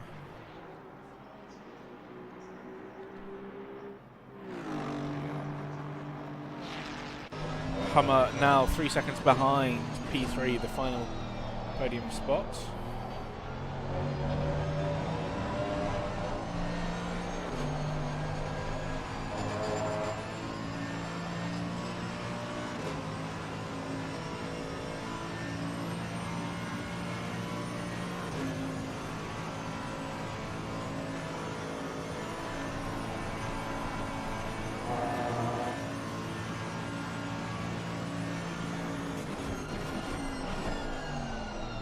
Yeah, so 270 kilometers an hour. You're definitely looking at it being probably down towards the end of the Kemmel Straight. In real life, interestingly, the speed trap here is actually right out the top of Radion. It's where that you know the solid white line that runs across the circuit on the apex of that little right-hand ping. Yeah. That is where the speed trap is in F1. So the cars aren't actually at their full speed when they hit that speed trap. I believe that's been revised recently. The last couple of years, it has been moved back down towards the end of the Kemmel Straight, but certainly in the kind of late teens, in the late 2010s and the early 2020s, that is where that speed trap beam was. As Eric, Michael Humer, just quickly, sorry, is under 3 seconds off the back of Dries Verhulst. Last lap, it was 1.3 seconds, the time gained in between those two cars. And it is going to be a fight for that final podium spot. Humer's last lap was a 2:18.7, and Verhulst was a 2:20.0. So, you know, 2 seconds worth in one lap is pretty incredible. Eric in the chat saying that the driver of the day votes aren't visible. Yes, they are. Oh, you mean you can't actually see how many votes? There you go. Sorry. Sorry. That would be my fault. Because they keep changing the size every single time someone else votes for something, you know? Yeah, I know what you mean. Yeah, as people move up and down and longer names move on and off the board. Under 2 seconds now is Hummer for P3, final podium position. Just having a look at their stint timer though. So Hummer is currently 45 minutes into their stint, and Verhulst 41 minutes. So Hummer should be able to pit first within the next 10 minutes, but will also have better tyres, more up to temperature tyres by the time that Verhulst comes out from the pits. Right? Yeah, although I think it's going to be a little bit of a game here, because as much as obviously Michael Humer will be faster on new tyres than Dries will on his kind of 40, 41, 45 minute old tyres or whatever it will be when Michael Humer does come into the pit lane. I think Dries Verhulst has had the upper hand in the early stint. It's towards the end of the stint that McLaren, I expect, probably running a low downforce setup to really work what the strong point of that McLaren is, which is its straight line speed. The Capra that off track at the top. Had a moment up over Rouge and Radion and was just rejoining. It looks like they got a bit broken steering and nearly rejoined in front of Dries and Michael Hummer, battling for position. So that could have been race over for either of these two podium contention cars. It's not what you want to be seeing this late into an endurance race.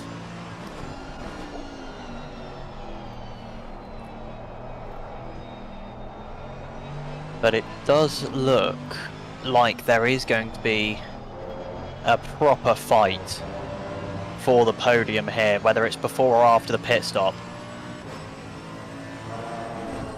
And we will see if this battle does develop on track or off. It's less than a second. The gap now, 0.8. Michael Humer, he is hunting that long bonnet on the Mercedes, sniffing out the McLaren. Yeah.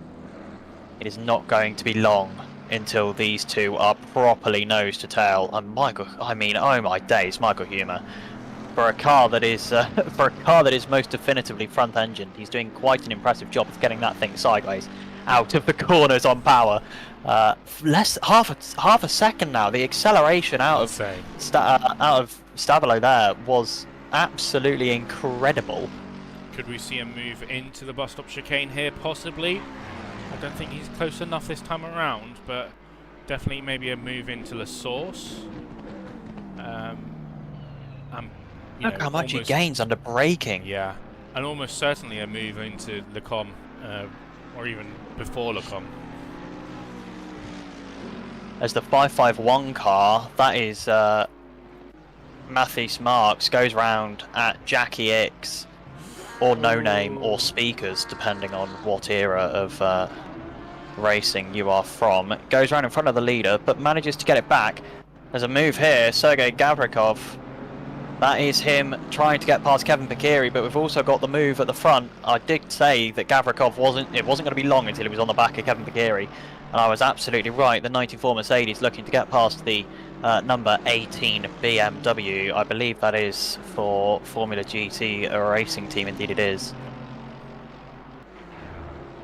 And I'm now trying to keep my eye on both of these battles at the same time. Gavrikov is right there, looks to the outside, into the final chicane, late on the brakes from the Mercedes man. Ooh. Looks for the double switchback. Is he going to get it on the power? It looks like he might. He has to get back out the power. Kevin Pikiri really just sits far enough to the inside. Really great defense there as well from Kevin, just holding on that defensive inside line, blocking any sort of switchback, but here it is.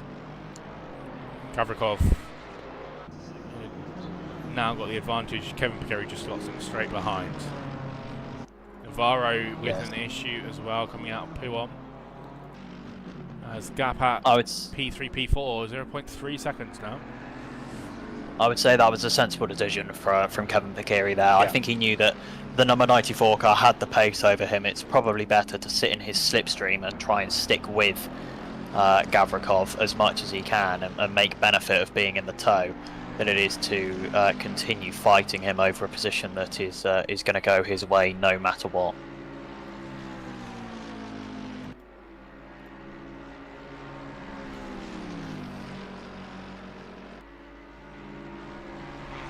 You know, I think my driver of the day vote would go to Hummer here.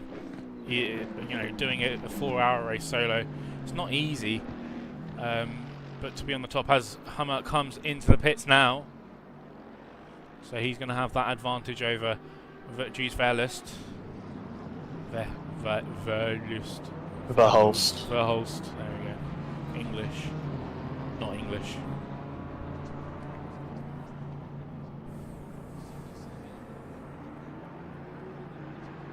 Barry Hagen up into 7th at the moment. I'm not sure if that's including him waiting to do a pit stop. I don't think so.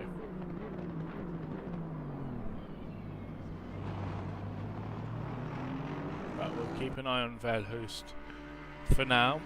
See when he comes into the pits to serve his final pit stop of the race and get to the end of the race.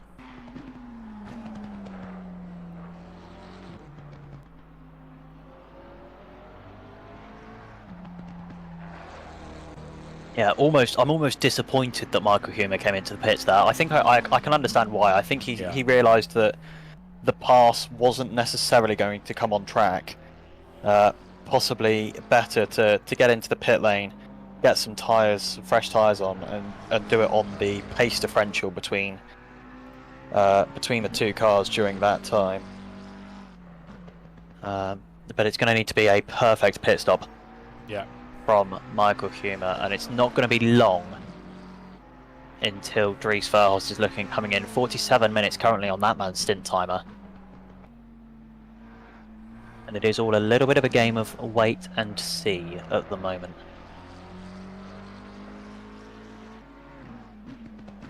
A lot of motorsport is like that, isn't it? Wait and see.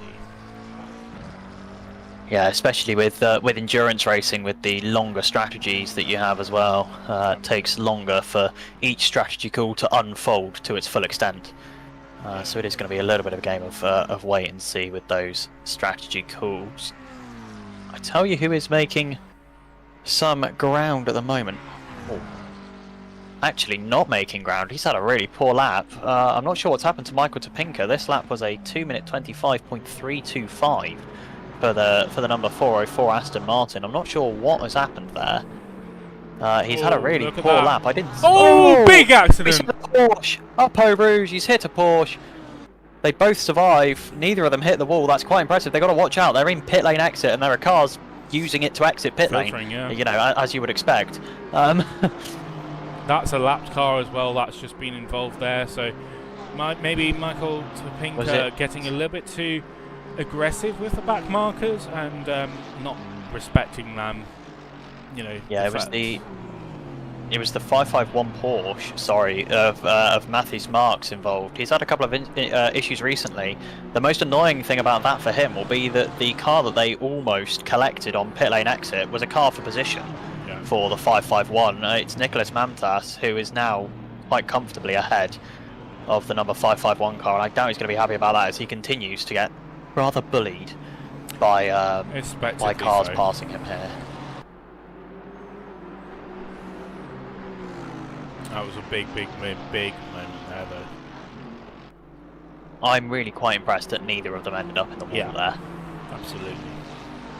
Because that is normally when you have a collision, it doesn't even have to be a collision, normally just when you have a spin at Eau Rouge, it is Eau Rouge Radion, it is a one-way ticket to being in the wall. You very rarely see people not end up with significant damage after those types of spins. And he's been hit again, the 551 car. Hit by the 898 Mercedes. He's trying to rejoin. He's got to watch out. There are cars coming his way. That's risky. Yeah. There we go. Front damage now on that Beechberg Porsche. He will probably have to be looking to come into the pit lane. Oh, and Topinka gets blocked once again into the final chicane, the bus stop chicane by a BMW. I'm not sure which BMW that was. Maybe 987? Yep, 987 it was. But as I just mentioned, Barry Hagen into the pits from P5 at the moment. So really good run from Barry and Peter today. Can't remember where they started. They started in P15. So really great start from them for this race today.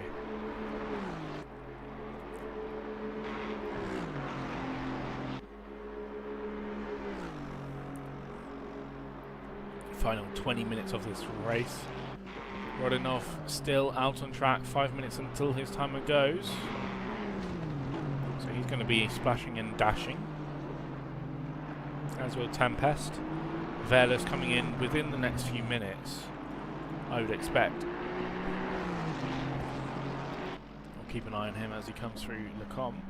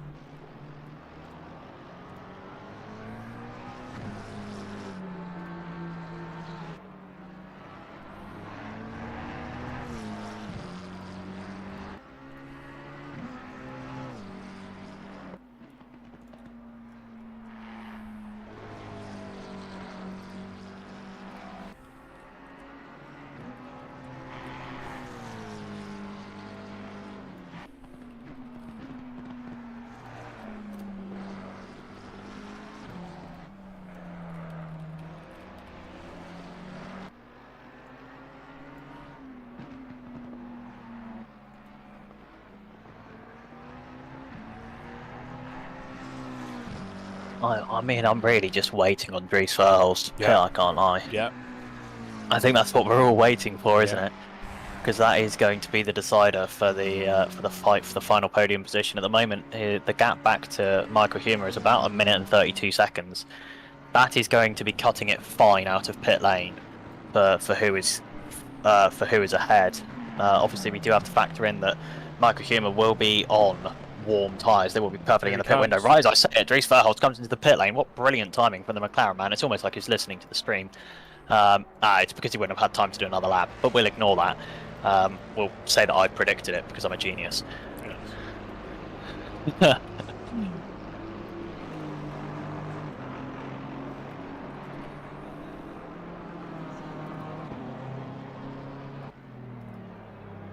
So Michael Humer is currently coming through Pouon, so it is quite a way for quite a distance for him to cover.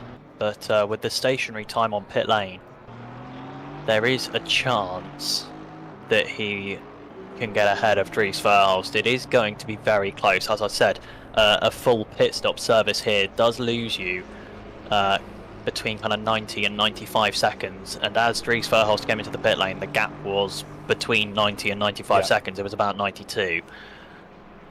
So this is going to be incredibly close. Yeah, we'll go on Hummer here and see where he comes out of for this pit stop. Coming through Blanchimont now up into the bus stop chicane, and looked like a big moment there for Hummer, but keeps it on track. I can tell you that Dries Verhulst is stationary. I'll let you know when he drops off his jacks. He is really close to pit lane exit here, which will benefit him. It's only a short stop for Dries Verhulst. Maybe it's not a fixed refuel time because he has barely stopped at all. He is coming back out of pit road already, and Michael Humer is going to be further behind than I initially thought, I must admit. Yeah. But remember though, Hummer's got his tyres up to temperature already. It's very, very cold, remember. 8 degrees on the track, so really, really cold temperatures here for this race. And so, depends if Velas took tyres or not. Let's have a quick look.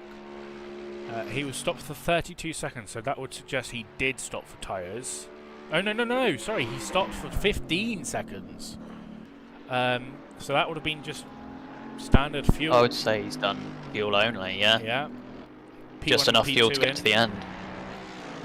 Yeah, just enough fuel to get into the end. P1 and P2 have just come into the pits as well.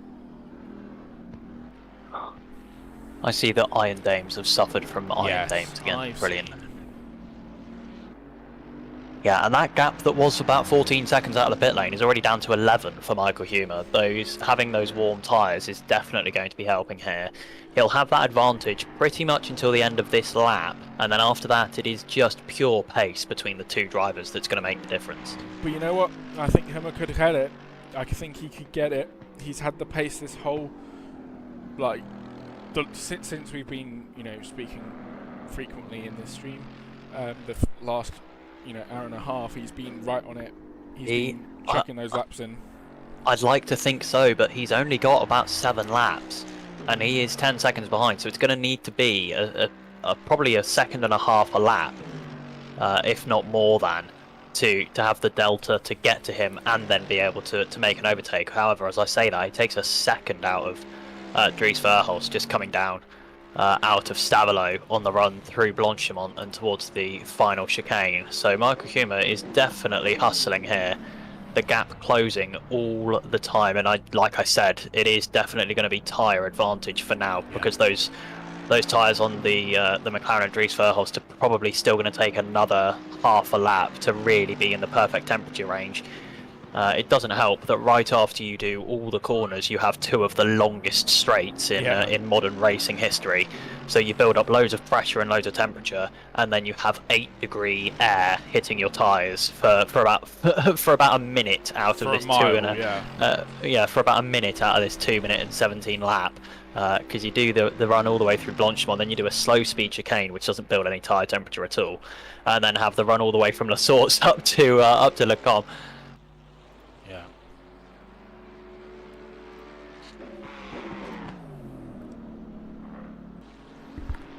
Mercedes does look very, very nice in this night, though.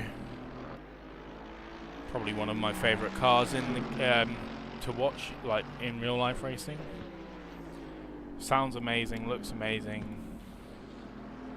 Yeah, pretty great.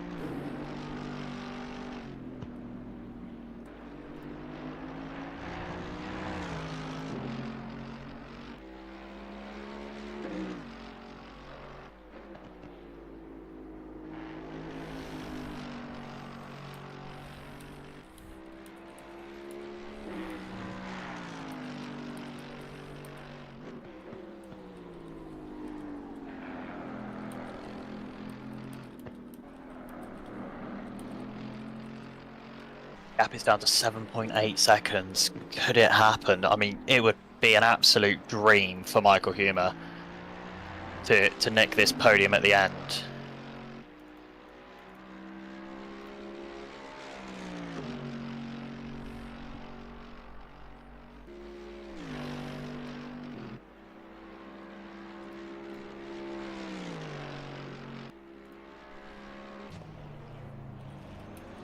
But the gap extends again. It really is ebbing and flowing in the different strong points of these two cars. I don't think it's helping Dries Verhulst that he is stuck in between two lap cars. As it stands, it's a 2:19.6 for Dries Verhulst last time out. It's probably going to be a 2:17.7 for Michael Humer. 2 seconds a lap.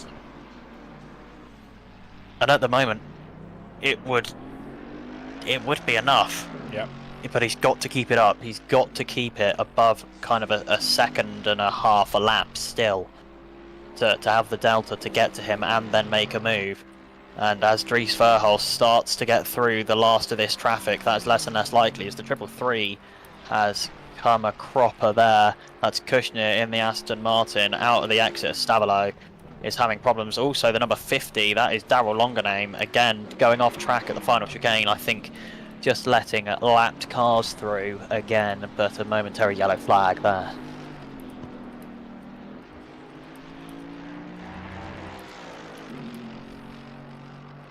I tell you who I hadn't picked up on is Matt Picorni, 1.2 seconds off the back of Gabriel Schmidt at the moment, last lap, over a second faster. So we could see a move there. It is for P17 only in this race, unfortunately, for Matt Picorni. Still a good job for him, though. Learning and developing his racecraft and speed. Certainly not going to stop him from fighting for the position. No. Anyone who knows Matt knows that he is an extremely clean but an incredibly passionate racer. He will fight equally for every position, whether it be the first lap, the last, the first position or the last. Yeah. And the gap between Michael Humer and Dries Verhulst is down to 5 seconds. Below 5 seconds. What is going on here? Dries Verhulst is just stuck behind this traffic.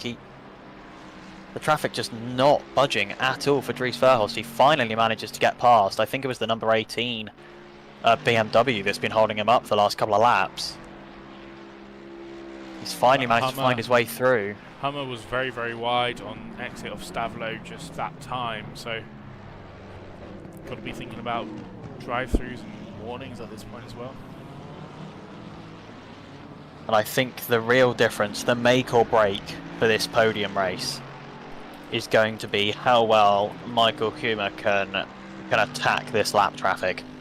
If he can get through it just kind of 50% cleaner and 50% faster than how Dries Verhulst did, that is going to be what makes this battle happen. With 10 minutes to go, the leader is just coming around Pouon, which means that it's only going to be, I think it's only going to be 4 laps left after this one for the drivers fighting over the final podium spot here. So again, Michael Humer still needs to be looking at kind of 1.2 to 1.5 seconds a lap to really have a hope of sealing the deal. But now that Dries Verhulst is in clean air and with warm tyres, that gap is going to be harder to close.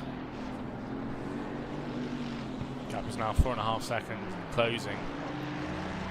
Hummer's have to go work through this lap traffic as well himself any moment now.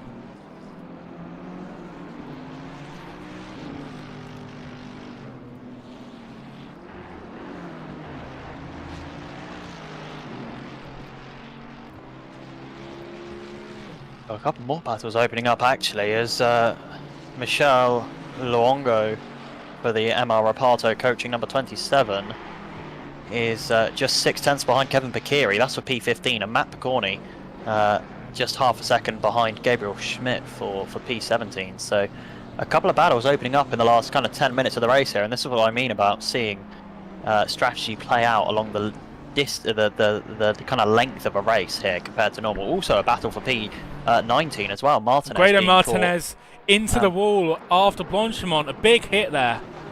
Sorry to interrupt. No, it's exactly the battle I was talking about, but I didn't get to see what happened there. Herbert has stopped on track as well just after the bus stop chicane. I wonder if he was involved in that incident and maybe perhaps letting him go. No, he's not letting him go. I was about to say, isn't that possibly a trying to make it right situation? I will have a look and see what's gone on here. No, I don't think Ebert was involved at all. Oh, it's all just a concertina effect. It starts with Matthews Marks, the 551. He has a moment through the apex of the corner.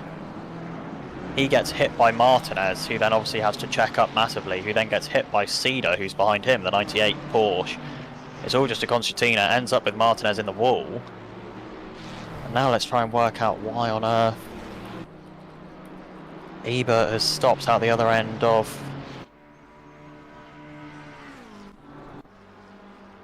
And then Martinez Ebert has stopped because he's been hit big crash. by Marks.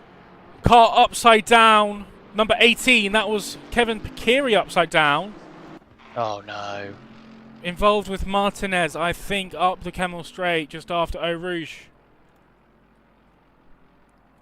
Oh, good God. Oh, server I think we've lost the dying. server. Yeah, car has flipped and we've lost the server, I think. Yeah. It looks like it's struggling to continue at the moment. Indeed it is. Yeah, this late into the race. It is now struggling with trying to get everyone around the track. I'm going to switch to the poster and just so you guys... But it looks like we might have lost the server here. Yeah. That's a shame. So close to the end of it. 6-7 minutes to go. I'm just going to quickly try and get the results at least not published, but put into a channel. I am going to see if my game allows for it. Try and... Oh, it looks like... It looks like it's back. The server has come back, but I think we've lost a few teams.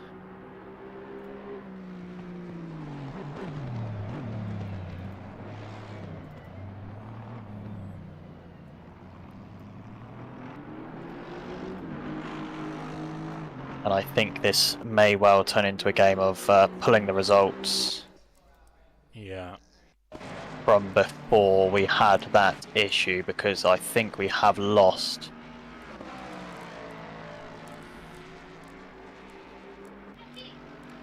quite a few cars, and the game still really struggling to send any sort of connection data. Yeah.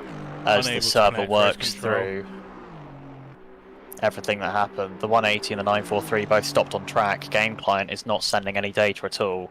I'm just going to turn us off from the stream for a moment. I'm just going to try and quickly speak to Reese and some other admins, and we'll see what we can do.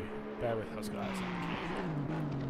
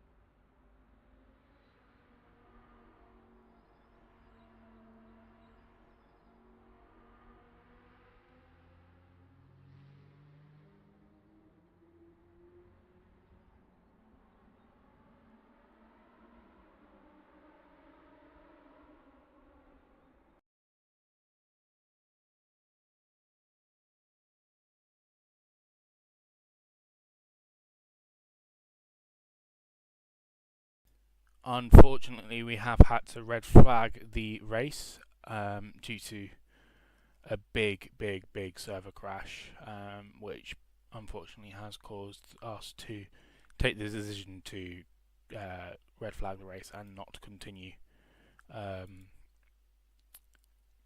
race any further. So thank you everyone who tuned in today. Thank you for everyone who spoke up and got involved. Driver of the day is the 551 Mathis Marks, who will take the driver of the day. So congratulations and thank you all for joining us today here at Togo Motorsports Mini Endurance at Spa-Francorchamps.